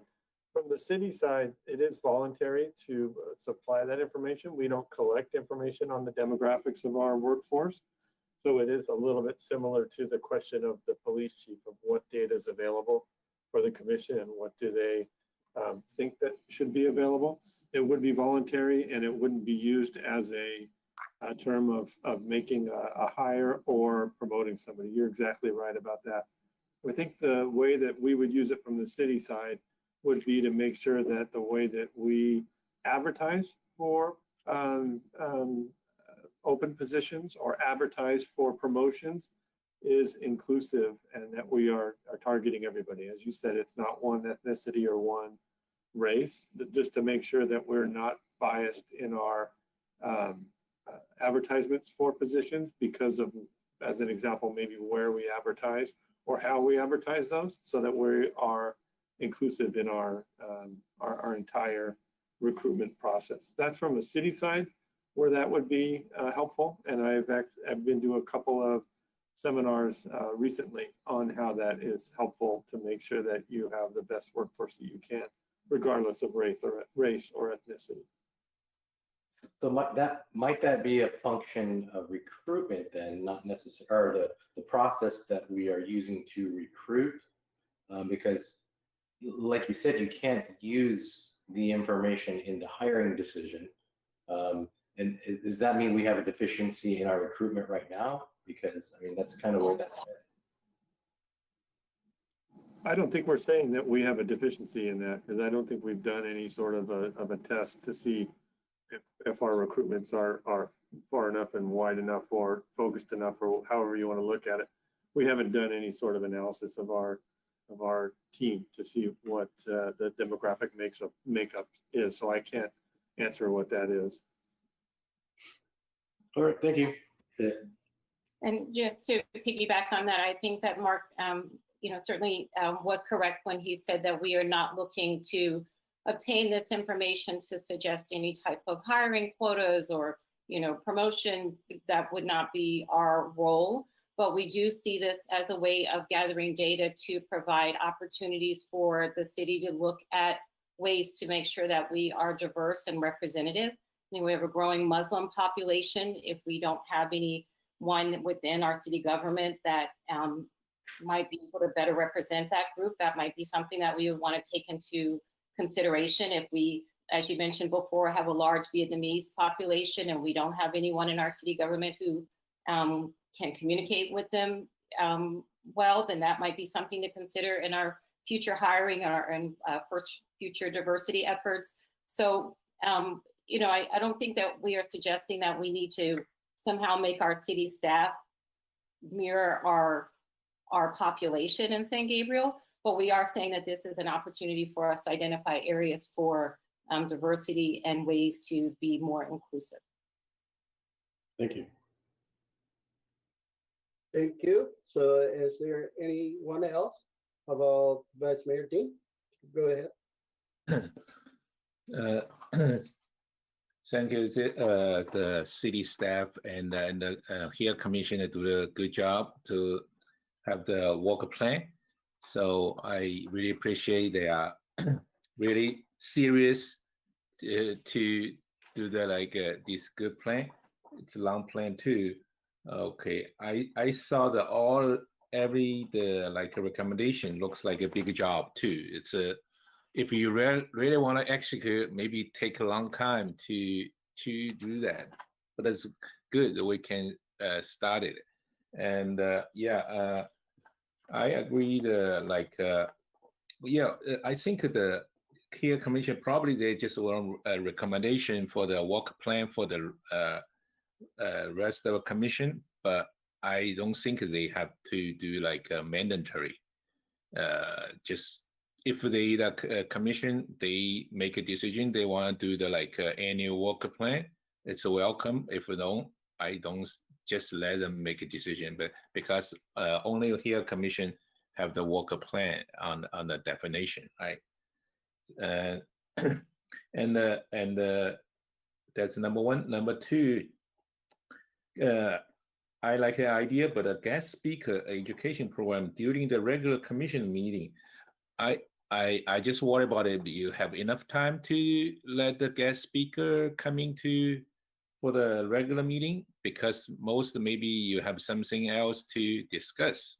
That's a worry about it. Maybe just put on side. It's use a different time to engage the guest speaker, have the special seminar, something like that. Okay. And number three, for the young engagement, I like this idea and what's the range for the young engagement? Maybe youth engagement, just focus on the high school student, or some council members mentioned young family. So maybe it's more specify the definition, maybe helpful, Number four, it's good. So just use the current all the resource website. That's free resource. Yeah, that's very good.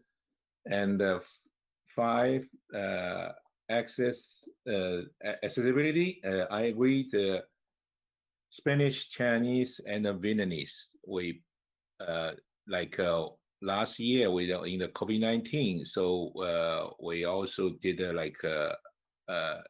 four language: English, Spanish, Chinese, and Vietnamese. Maybe some Vietnamese, Chinese, they read both, but still help for the people just only read Vietnamese.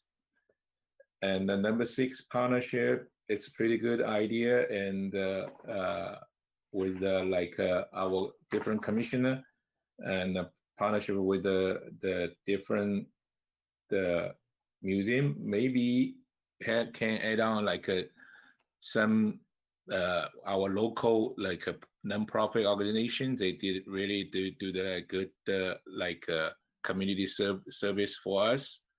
We have the maybe San Gabriel Education Foundation or some La Casa Kawani Club or Lion Club.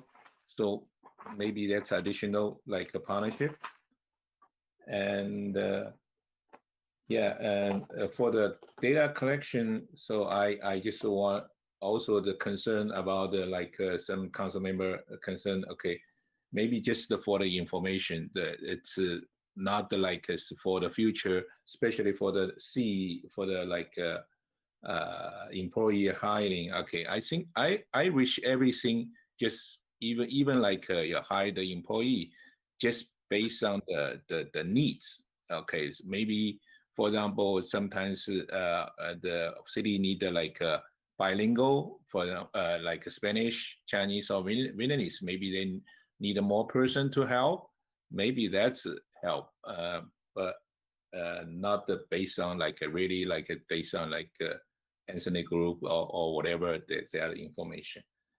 And for the B, gather this information, I also have question, but we already asking Chief Harris already answered. I think for the future, on the January 2020, we can get the information. After they got the new information, maybe we can discuss what kind of information we can have. But also maybe more conservative everything by the volunteer, not the mandatory. Yeah. Okay. Thank you, Mayor. That's my comments. Thank you, Vice Mayor. So yeah, this is a big jump. I couldn't believe that the commission have done so much. And again, this is a human equity, access, and relations. So we just look at all these 4 things. We have to study the history of San Gabriel. Okay, let's go to Mission, and we found 6,000 Gabarinos, indigenous people were buried under one cross. And talk to the San Gabriel Historical Association. There was old Chinatown, right by the Lula's restaurant. So we have to go back to history and see, hey, what's going on? Why we became the city today. So again, I think this is great. We all talk about humanity, and there are people that still could not access to the government of San Gabriel. And we talk about the translations, which is great. I wish we could do it with our commissioners, and if they can provide free translation, and that would be great. And regarding the Vietnamese, because according to county, if there's a population over 10%, then we need to provide that language translated. So I think we have to work on that. We do have certain Vietnamese residents in our city, and a lot of times we just overlook them. And these Vietnamese are separate from the Chinese from Vietnam. The Chinese from Vietnam, they can speak Mandarin or Cantonese, and so they have easier access than the Vietnamese. So I think this is something we have to look into. You know, just I mentioned this, you know, a few years ago that I asking city to hire a bilingual staff at the reception as a receptionist. So we have people that can you know, come into the city hall and they can speak to them in their language, and so in the past they have to hire someone. Okay, they have to spend $300 or more to come to City Hall because they need to bring a translator. So, and fortunately, we have two city staff that they can translate for all these business owners and our residents when they come to our City Hall. But that's just Chinese language only. So how to, you know, achieve this city council's meeting that translates into three, well, yeah, Spanish, Chinese, and Vietnamese. That is already a huge, huge challenge. But again, if we don't do that, we just left out all these people. They don't know anything of what's going on in the city hall, you know. They don't know our agenda. They don't know our financial situation. So how we go to achieve that, that is, it's probably easy if we have someone that can volunteer.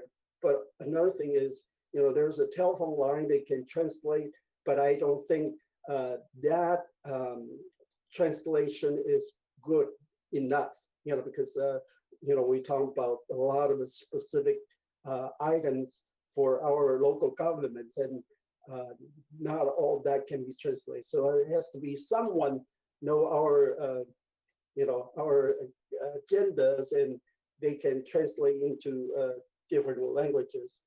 So I think this is one good direction that here Commission recommends, and actually we can improve a lot if we can, you know, include all these.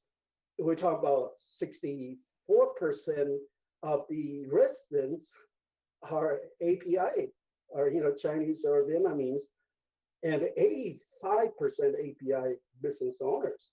So these are the majority, but we don't include them.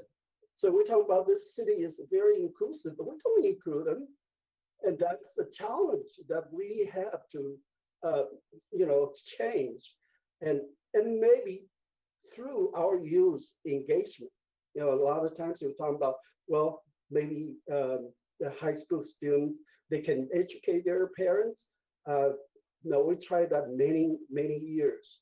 You know, we go through Rotary Interact Club. One time we have 500 students in that Interact service club. And, you know, the Kiwanis, we have 300-400 students in that service club. So if we could bring all these people together and maybe step by step, and we can improve. Otherwise, you know, again, we talk about the community engagement. Have we done anything to improve that? Not really. You know, so I think we have to look at this seriously, because, you know, we're talking about if these people don't have accessibility, and then we cannot form the relationship with them. You know, we'll just cut them off. So that's the whole idea, to form this here commission. See, we can include everyone, and so we can work together as a whole in the community. But partnership, you know, we're talking about different museums. I just talked about the St. Gabriel Historical Associations. They have lots of information, but also the Huntington Library, they have information about the St. Gabriel. and the Gene Autry Museum of the American race. They have the American natives, this history and a lot of culture things in the museum, but and Chinese American Museum, we could have some information from that museum and say, hey, what's going on back in 150 years ago? What about this Chinese railroad workers? Why they live in the near the railroad area, and why the Chinatown was burned down? Okay, so that's something. And I remember Councilman Pooh mentioned about the big Chinatown was burned. It was out in the Union Station before, but whole Chinatown was burned, and 17 people were lynched. And one of the doctor offers the white people came and say, hey, I'll give you my diamond ring, don't kill my people. But they cut his finger off, ripped his diamond ring, still hanged him, so that was the history. But again, we have to understand all this. We're not bringing any hate, we just want to feel, well, there's inequity in our community, how we can help, each other. So this is the whole idea, and talk about our city staff, if we don't have people, I'm not talking about the race or anything, but white people can speak Chinese or speak Vietnamese, you still didn't qualify, for instance, we have a policeman that he can do that. But, as long as he can communicate with our people, and sure, we need people like that, and because if we don't work with these, I just want to say, these people, even though they are a majority, but we are ignoring them, unfortunately. So we have to do something more to reach out to them, to include them. So that's the whole idea of this here commission. See, because it has to be fair to all people. So this is great, but again, we put out the work folder, but how to reach our goal, for instance, just simple thing, say, hey, we want to get more people listen to our council meeting. How are we going to translate? How are we going to reach out to them? Just that, we should work on that. So anyway, I applaud this here commission that does so much in just a short time. And I think this is the first step. And again, we need to work together, okay? I think that's a whole idea. We don't want to left out anyone. We don't want to discriminate anyone. We don't want let people feel that, they're isolated, they're not important, they don't have any voice in the city. So we have to include them. Thank you, and for such a successful work plan. Thank you again. Mayor Liao, can I Yes. say my last comments, and then I will be done for the evening. I just want to thank all of the council people for their really thoughtful review of our work plan, and just answer a couple of questions that came up. So for Councilman Jing, he mentioned whether or not we want to continue to have these kind of educational sessions during our meetings. And I think that we would like to do them during our meetings. Our agendas are usually not as jam-packed as a city council agenda. They're a little bit more straightforward. And we think that having these educational sessions would be a way to bring interest and participation to our meetings. And so they would encourage, people to attend our meetings. So we do think that we would be able to limit it to 30 minutes and still have an efficient meeting. Councilman Harrington had mentioned in terms of the city council choosing our youth commissioners, but we were actually very well guided by the legal counsel that we would not be looking to add commissioners to our group, but instead we're looking to add liaisons or ambassadors. We haven't quite figured out the name.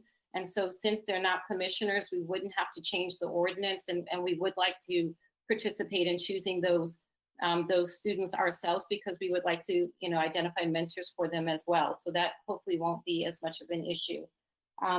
In terms of the information that we want gathered from the city employees, certainly it can be de-identified, and obviously it would be voluntary is what we're told, but we're looking for things like gender, age, race, ethnicity, languages spoken. Those are the items that we're looking for, and we don't need them to be attached to someone's name, but we're just trying to make sure that, our city government is representative and inclusive of our city. And then finally, we would certainly applaud adding to our work plan. So if you would like for us to add Vietnamese as a language we want to recommend for the city council to, translate the documents into, I'm sure that our commissioners would be more than happy to add additional requests. So okay, thank you. I appreciate that. Yeah, because this is according to the county, guideline. Any population over 10%, we should provide that translation service. So great. Again, congratulations. It's a great job. So yeah, we all have to work together to achieve our goal. So thank you. Thank you again. So Mayor? Yes. You got two of us then. I wanted to see if we need to summarize, our deliberation, and we need to cast a vote. And in my mind, what I heard. You want to go ahead and? Well, I wanted to propose something, but I see Councilmember Pooh. Did you have more questions? No, or? No, please go ahead. Okay. So what I saw and is I think we all, well, majority, I won't say all. I think the majority felt that 1B wasn't necessary. 5I adding Vietnamese, and 7B, I'm not quite sure what the final tally was. And so I do need to get some insight from people. I still feel it's not necessary, especially now that we know that the CAD, that the data is not even being collected. But I'm open, maybe staff got a better feel from council, or council wants to deliberate a little bit more. I'm just not sure where we ended up with 7B. Well, if I may respond, I think that the process of going through the inquiry is valuable. What Chair Jennings Nunez had mentioned is that the commission, and frankly, I think even for us on the council, we don't know what information or data is collected in these. And Chief Harris was, kind enough to give us a brief rundown of what's required, or what will be required come the new year, or not the fiscal new year, but the calendar new year. But I personally support the commission, asking these questions and then delving into it. It may not end up resulting in the data that they're seeking, I guess. But I feel like like I said, the inquiry itself is a valuable process. Well, now we have two different opinions. Maybe Chastity, you want to, because you're the chair, can you decide you want to keep that or no? I don't know if I can decide, but I can make a suggestion, and then you can decide. So two things in terms of Councilwoman Menchaca. If it is possible to leave 1B in, but change the wording and remove required, but somehow to allow those commissions, if they would like to proceed with the work plan to develop that. I think there were at least 2 or 3 council members who agreed that that might be a good exercise for them and would be worthwhile. And then in terms of the data collection, one of the purposes of the HERE Commission was to collect data. And as Councilman Pu said, it may not go anywhere because it may not go anywhere, but it's hard to form questions when we don't have information. So I would ask if you would please leave that in our work plan. So I'd like to hear from my colleagues too. Well, any other city council member have comments on this item?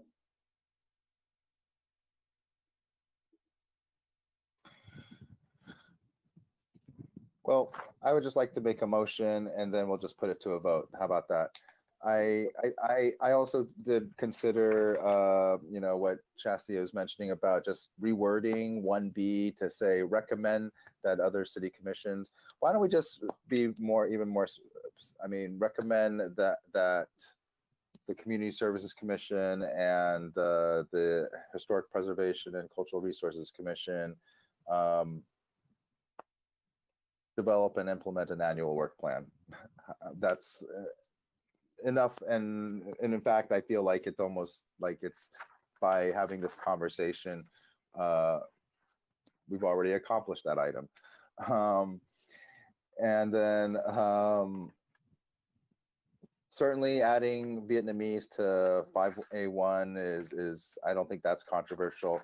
And then so I will make a motion to approve the work plan with the revised wording for 1B, adding Vietnamese to 5A1 and retaining item 7B. I had a question, Councilmember Pu. What was the, for 1B, can you repeat what was the change in the I would say recommend that, you know, and being specific, recommend that the Community Services Commission and Historic Preservation and Cultural Resources Commission develop and implement an annual work plan. So when you say recommend, what if they say no? Then they say no. And it doesn't happen, right? So we don't have to change the ordinance in any way. This is Director Perez. I might suggest that maybe what I was hearing from other council members was that maybe those commissions consider developing a annual work plan. So we could say recommend that Community Services and Historic Preservation and Cultural Resources Commission consider development of an annual work plan, and that it would be then up to commissions as opposed to a directive. As opposed to required, yes. I accept that and incorporate it into my motion. Okay, so is there a second to the first motion? I second. Okay, we have a motion by Councilman Pu, second by Vice Mayor Dean. City Clerk, please take the vote.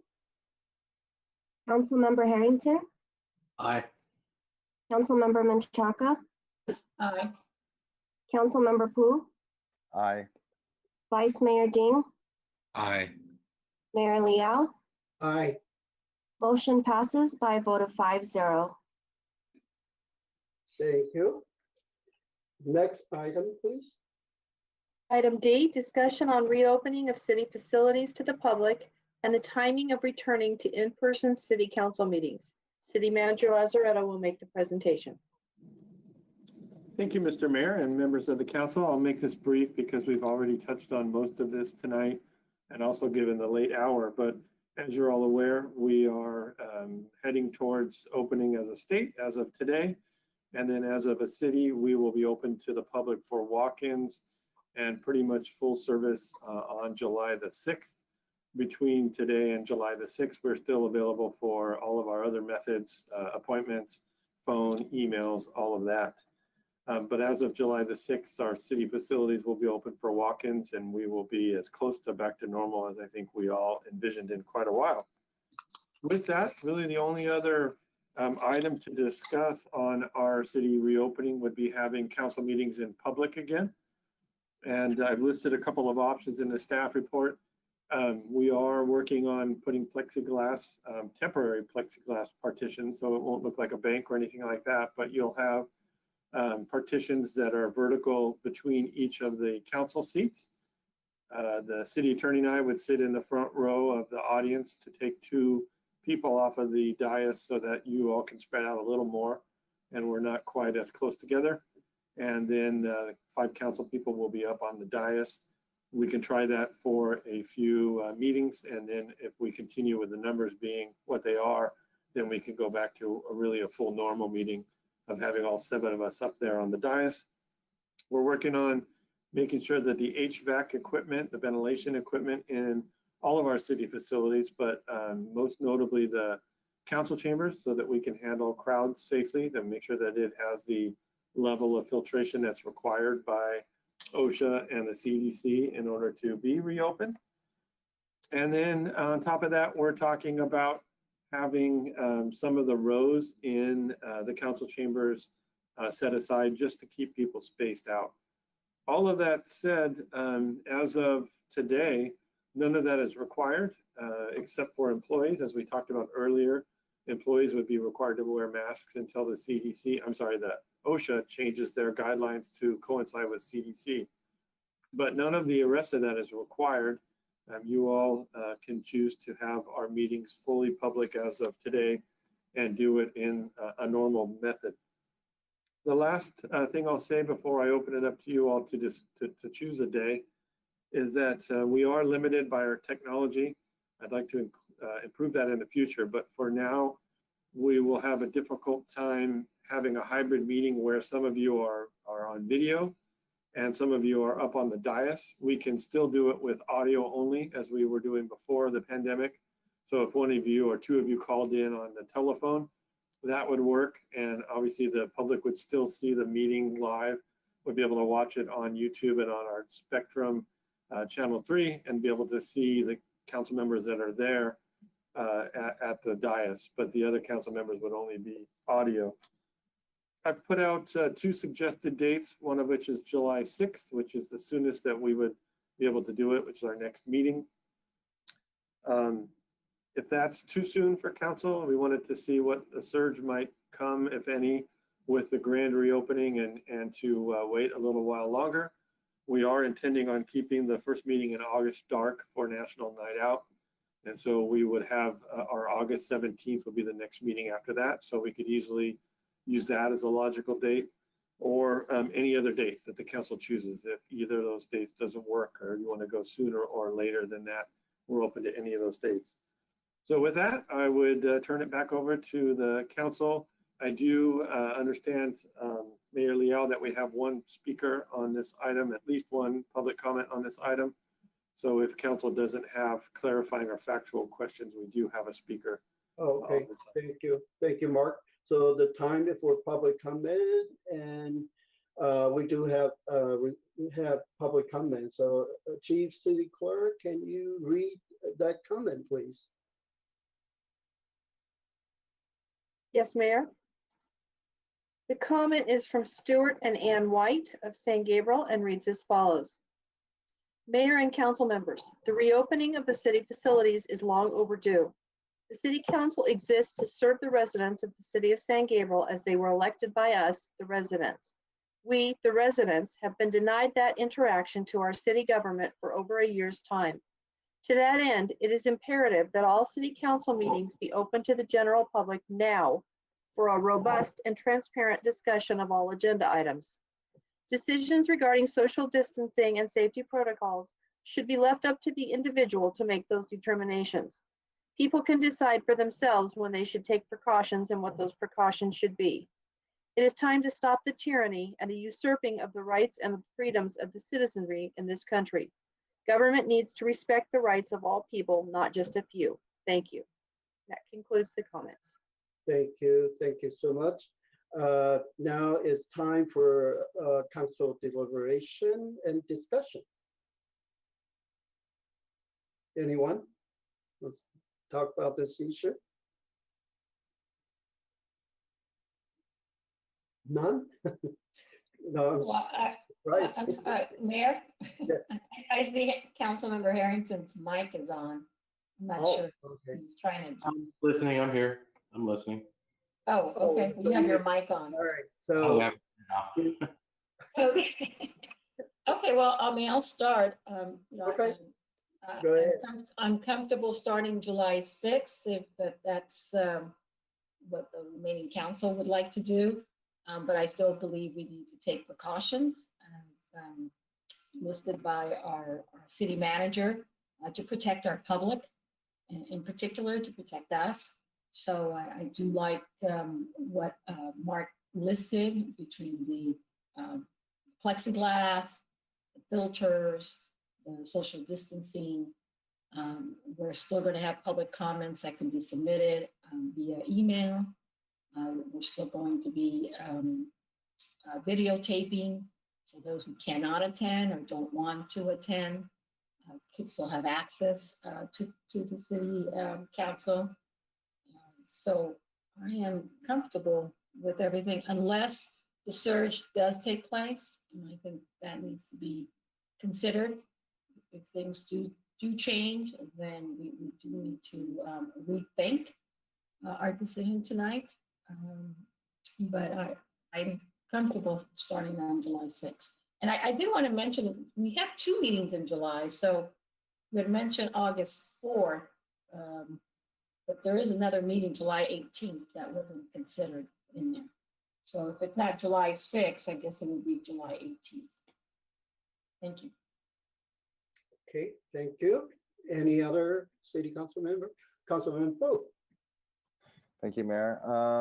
Yeah, I'm not in any particular, rush to necessarily go back to in person. I do think that it is better, but I guess I prefer a little bit more of a wait and see approach as far as this is the first day of this quote unquote fully reopening, and I guess not knowing, because one of the lessons obviously during the pandemic are the time periods, right? the lag periods of when you actually know anything. A person could be infected on day 1, but then not even test positive until 3 or 5 days later, may never ever experience symptoms. And those symptoms may not manifest until day 7 to day 10, and so forth and so on. Just given the fact that with this particular disease, there is a time lag. And the time lag is not in terms of hours or even days. It's more in the magnitude of weeks, like a week or 2 weeks, and for us to actually know what the spread is, if any. And while the numbers are very, very low, very low, I'd say right now, and that's very encouraging. The number of vaccinations in the county is fairly good, but that's still not, if 4.9 million people in LA County are fully vaccinated, that still means about half the population is not. So that's actually, anyway, in my mind, it's reason for at least some caution. So I prefer to push back from July 6th. If it's August 17th, and August 17th is reasonable to me to be able to see what happens. At the same time, I'm just looking at the calendar now. If we're dark on August 3rd, I guess there is an opportunity on July 20th. It would be the second meeting of July would be on July 20th.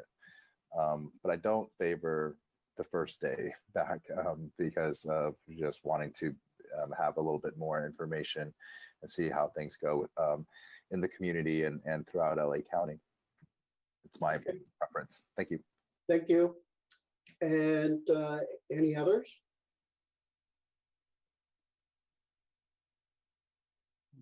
No? So I do support that we can meet in person on July 6th. We just have to follow maybe Cal OSHA's guidelines. And as long as we have vaccinated, we don't have to wear a mask, during the council meeting. But I think it's a good idea whoever comes to the chamber, we should take their temperature. We can find out if this person is sick or not. And, we can tell them maybe this is not a good time for you to enter the room. Another thing is, we going to change the filters, because there's a type of the filter can just kind of, clean out this bacteria and virus, all that. But most important thing is open up all the doors. When we open the doors, the coming in to the council chamber, opening the doors to the conference room, and as long as we have air circulation in the council chamber, I think it's pretty safe.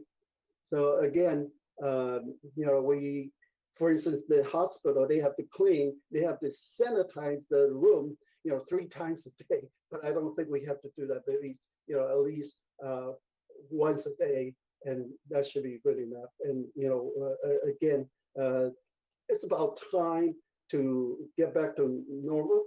And and I'm sure there's a lot of people waiting, not just come to see our council meeting, but they want to come to the city hall, because there are so many business licenses. They have many permits need to pull, and so every day I receive so many concerns that when the city hall is going to be open. So it's about time we open up gradually and safely, and we just have to make sure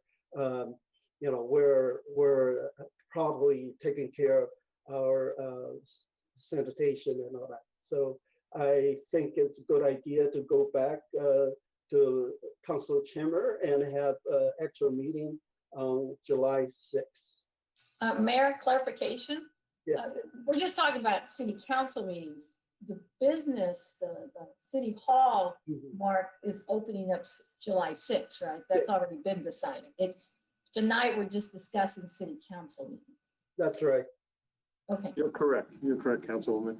Okay, and then I just wanted to get clarification from Councilmember Pu. Did you say, are you recommending July? I mean, you prefer July 18th, or did you say August? I was trying to remember what date you. I think I prefer August 17th if we're dark on August 3rd, but then I would note that the second meeting of July will be on July 20th. Yes. July 18th is a Sunday. You're right. I won't be here for any in-person meeting on that day. But I also wanted to ask, either Mark or Keith, if the mayor's statement was correct that we don't have to wear masks if we're full. I think that, well, I know that I can just speak for myself. I'm fully vaccinated, but under the OSHA regulations, we are also considered, city employees. Why wouldn't we also be subject to the OSHA regs? Yeah, I would think that if we're requiring employees to be present, then we should follow the OSHA rules. So masks would be required. No, that the OSHA will have new guidelines, hopefully Thursday. So, the governor's guideline is if it's indoor and the number of people is less than 5,000, then we're okay not to wear masks if we got vaccination. But if those people have not vaccinated, they have to wear masks. And if it's outdoor, the number is 10,000. 10,000. Oh, I mean, so, Mayor, you're talking about the mega events, and I don't think our city council meetings have ever been a mega event. Even the most controversial ones have not been mega events. We're not talking about mega event. We're just talking about the governor's guideline, if it's for indoor or for outdoor, and that's it. So, and maybe we'll wait the CalOSHA's new guidelines, and if the CalOSHA stays in for employees, government employees, we have to wear a mask during the meeting. Well, let's just go ahead and wear a mask. It's not a big deal. Thank you. So, yeah, Vice Mayor Dean. Yeah.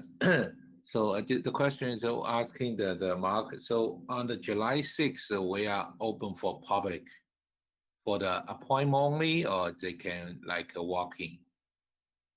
As of July 6th, the public will be able to walk into our buildings or our facilities. Yes, they will be open. Okay. The city employee have to wear the mask or don't need it?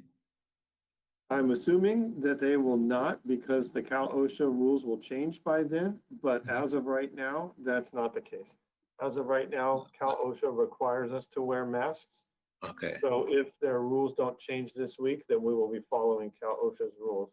Okay. I will say that those are the minimums.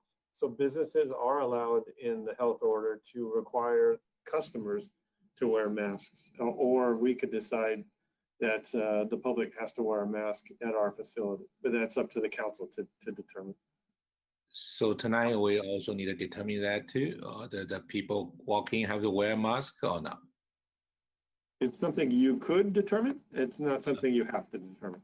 Not that today's issue, not that today's the agenda, right? But right now, if the public come in, they say don't need to wear a mask, or they mandatory have it. As of when we open up, the public will not have to wear masks. Only the employees will have to wear masks. Employee, it's wear the mask, but you say employee also based on them, they don't need to wear a mask, right? If they're vaccinated. If OSHA changes the rules, that's correct. But as of today, if you went to Starbucks today, as an example, the public, because Starbucks is open or whatever, you name the business, the public doesn't have to wear a mask unless the business has rules for the public. But just in a broad term, the public doesn't have to wear a mask when they go into Starbucks, but the employees are required by OSHA to wear masks. What we're assuming is by July 6th that will go away. So when we open to the public, we won't have to wear masks as employees.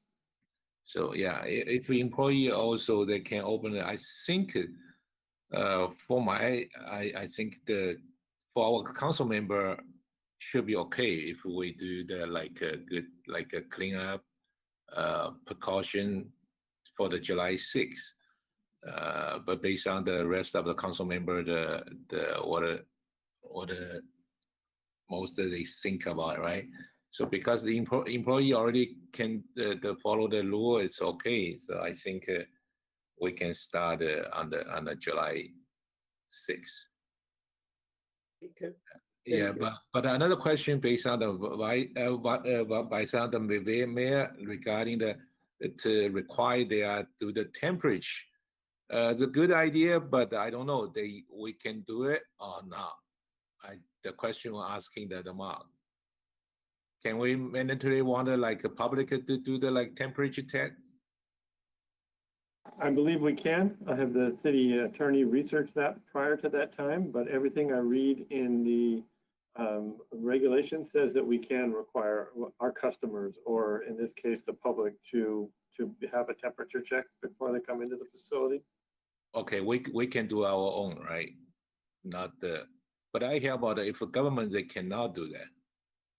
Well, the interesting question is, if this is after the emergency has ended, then I would have to look to see how this meshes with the Brown Act.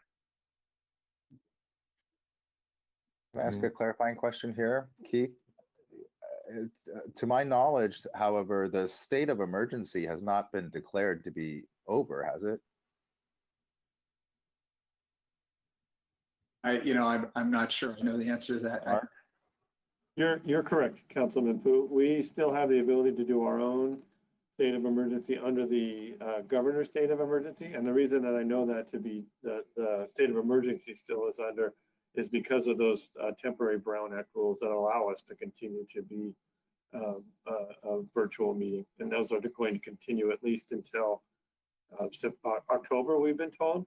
And that also allows the governor to have the requirements for the mega events, because otherwise we would not be able to force those kinds of things either. Mhm. So the last thing I'll say, I mean, since there's already been is just that I personally, I don't think that temperature screening does anything, because as we know, people can be infectious way before they ever exhibit any symptoms. So I don't see why, what temperature screening really accomplishes. And secondly, I think that, I just think it would be more prudent to wait and see what happens. There are variants out there, as people are now that it's quote unquote fully reopened, everybody's going to want to travel. Everybody's going to want to go to bars and restaurants, at full capacity, movie theaters at full capacity, so forth and so on. As has been mentioned before, even being fully vaccinated provides possibly 80% protection as far as we know right now from some of the more virulent variants that are spreading around. But just think about it. That's still 15% possibility that you can contract the disease, even if it's not something that'll be a severe case for yourself. There are your family members and other loved ones to think about as well. So, I mean, I don't think any of the underlying logic of the pandemic has fundamentally changed in that regard. It's just that being fully vaccinated has lowered the risk of transmission and allowed us to be able to really flatten the curve to an extent of where there's no risk of overwhelming the healthcare system, as once was the one of the big dangers. There's so there we are definitely in a much better position, and I'm not arguing that that we can't go back to something more of a normal society and reopened economy. I am only saying that every time, well, not every time, but we have made many mistakes during the pandemic, and as evidenced by the 15-month length of it. And for me personally, I think I just feel more comfortable with a little bit more passage of time, and with that comes greater level of certainty about the spread of variants, or even spread of the quote unquote wild type or whatever, as we're all going to be so eager to get back together again. So again, my 2 cents, but of course I will abide by the council's will. I may a point of clarification then, if the majority of the council here decides to go back to in-person meetings on July 6th, I assume that we're going to be like school. We'll have the option of perhaps still calling in to virtually attend the meetings.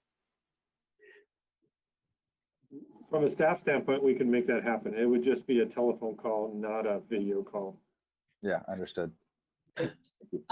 Mayor, I was going to propose, I mean, I'm open to July 20th, just to give more time. That's a month after, we've opened up, a month from today, a little over a month. I would be open to something like that, if that is something the remaining council would like to consider.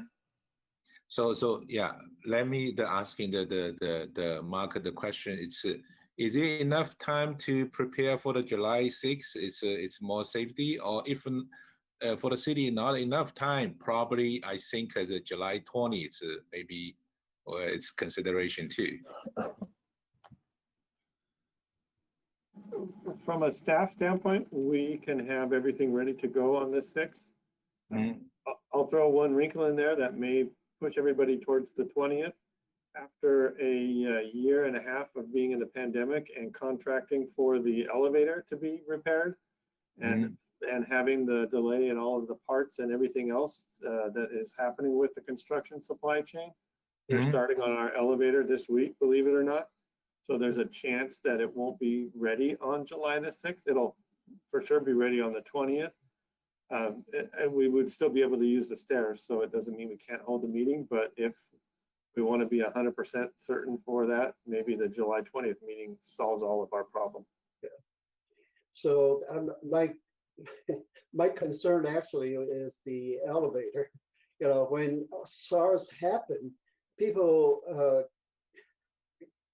people, connect with this air virus inside this confined elevator. So I don't know, as a matter of fact, I don't think it's a good idea, even though we got the elevator fixed. We'll probably want to advise people, unless they cannot walk the stairs.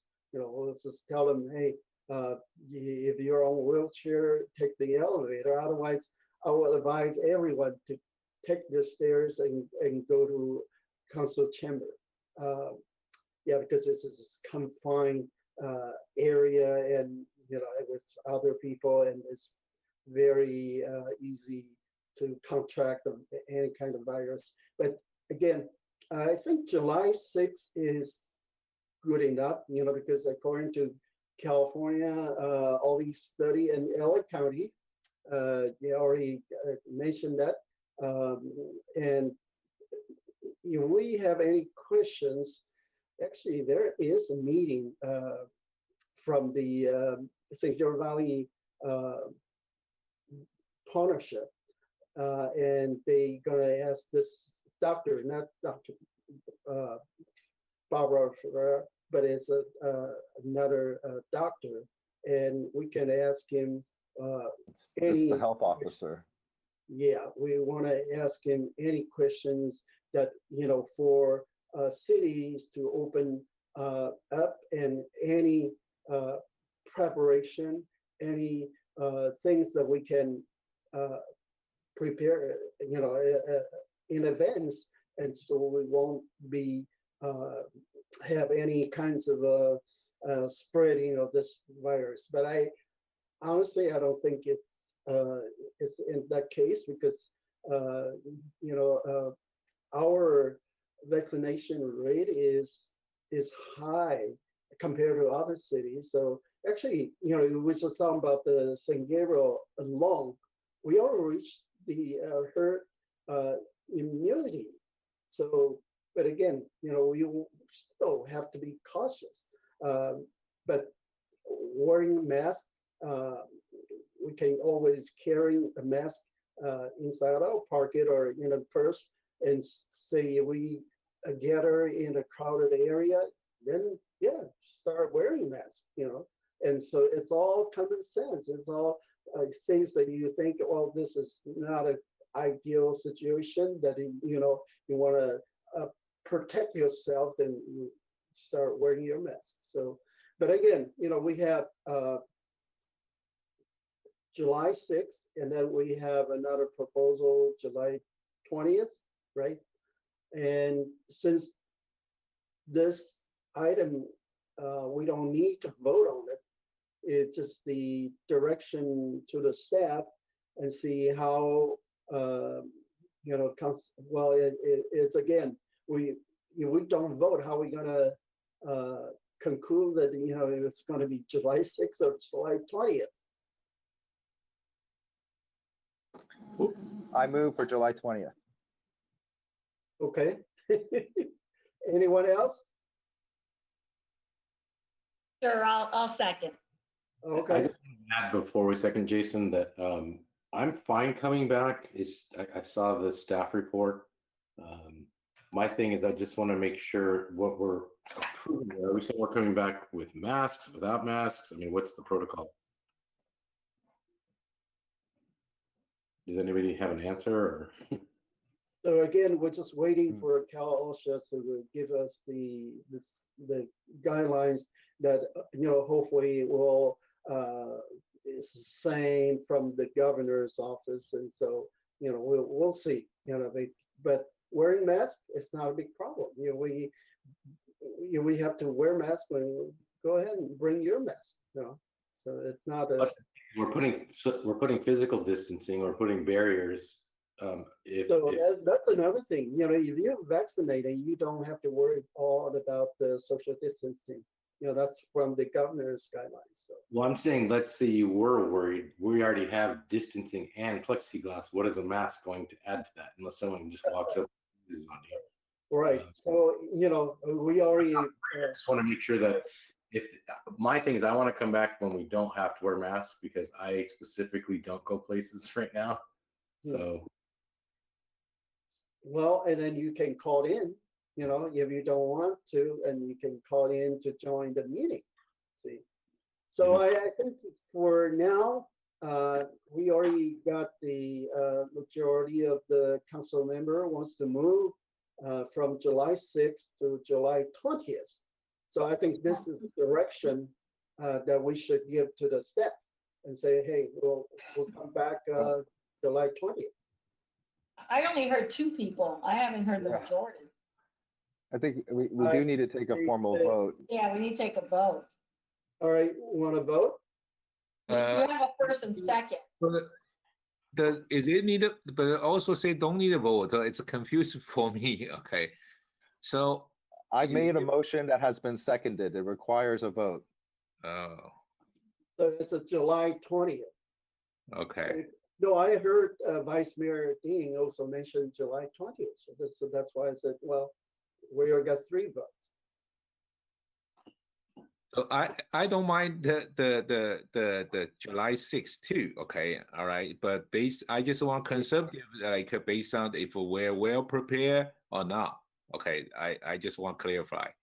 Okay, if we see like staff is already ready to go, it's fine for me for the July 6th. But if we need more time, yeah, I'm agreed to move to the July 20.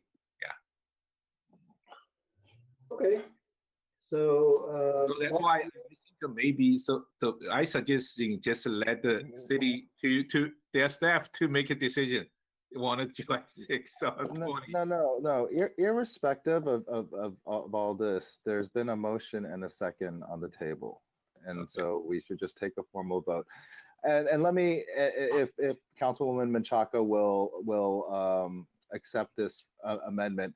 I would like to amend the original motion to set July 20th as the target date to return to in-person council meetings. If new information, you know, obviously, you know, we can come back and reconsider it at a later time, so forth and so on. But if July 20th is the target date to return to in-person council meetings, there should be enough time to know whether or not there's any kind of surge from July 4th or, you know, other things that, you know, are happening in the community. But in any case, Councilwoman Menchaca, do you accept the amendment to the motion? I accept the amendment. Thank you. May we take the vote, please? Motion to call the vote. So call the question. Yeah, City Clerk, can you take the vote? Councilmember Harrington, Aye. Councilmember Menchaca, Aye. Councilmember Pu, Aye. Vice Mayor Dean, Aye. Mayor Liao. Aye. Motion passes by a vote of 5-0. Thank you. Next item, please. Mr. Mayor, we do not have any public comment for the second public comment period. Okay, no public comments for the second opportunity. So next item is the city manager's report. Thank you, Mr. Mayor. I have nothing tonight. And then the council comments and conferences report. Anyone? Okay. Yeah. I have the like invite all the council member or city staff to go to our iPad and 4A the July 26th Thanks USA and pre-4th of July celebration.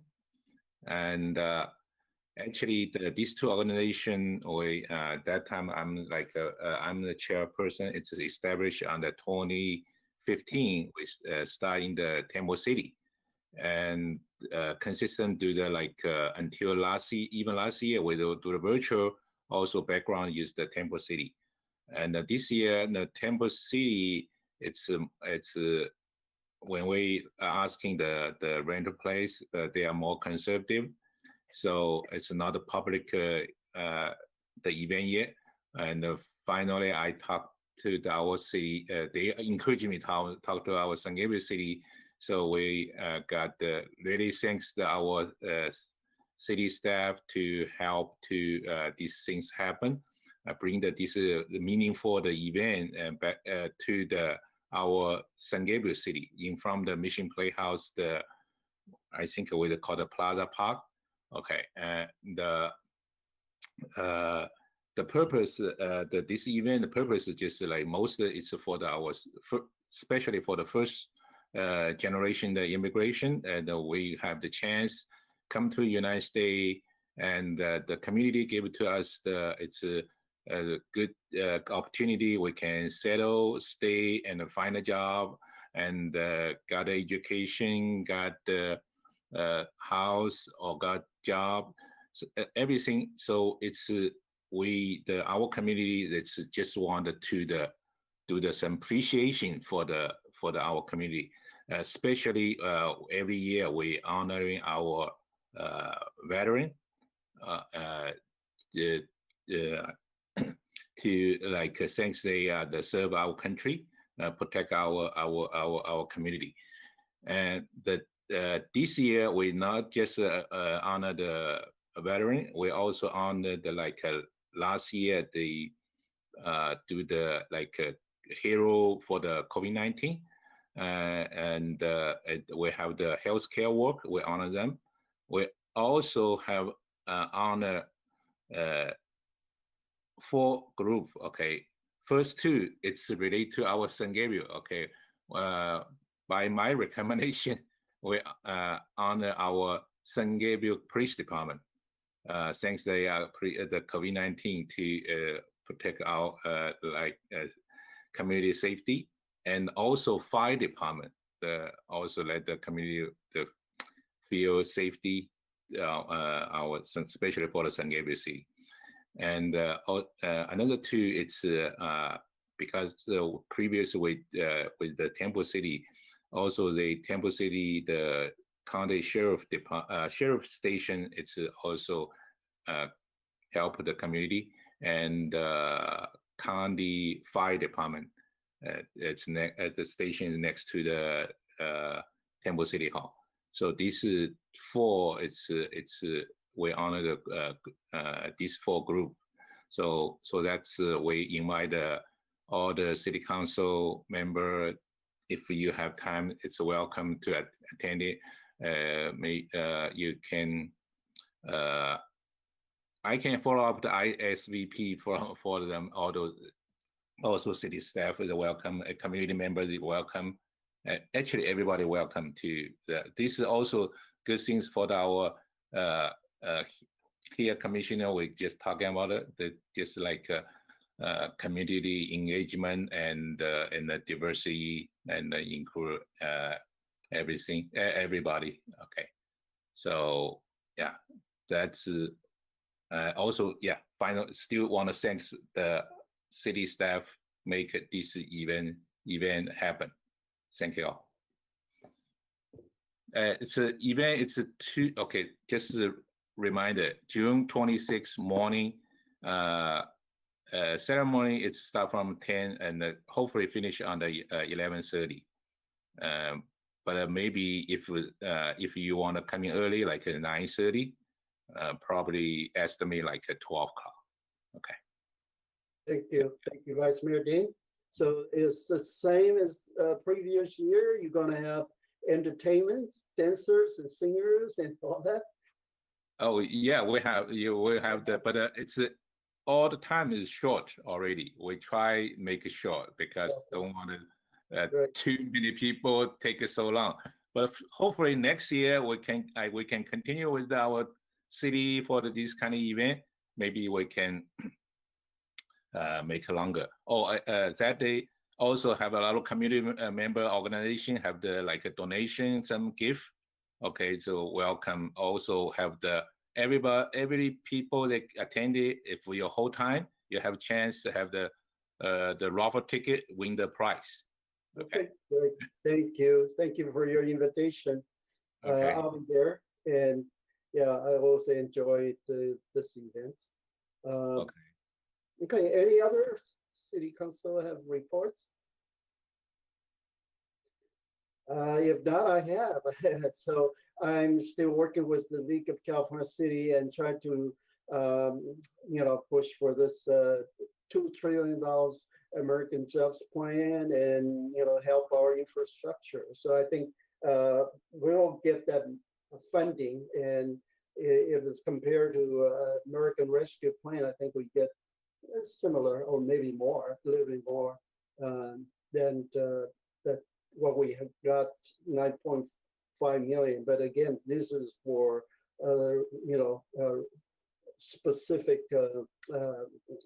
funding and so for our infrastructure. And another thing is I attend the League of California City Transportation Policy Committee, and we support a bill by Assembly Member Laura Freeman. And this is very different because a year ago, we want to increase the speed limit in our residential area by 5 miles per hour. But this bill is to decrease 5 miles per hour in residential area, for instance, from 30 to 25, and 25 to 20, and 20 to 15. So it's amazing, in this policy committee, 100% unanimously that we support this bill.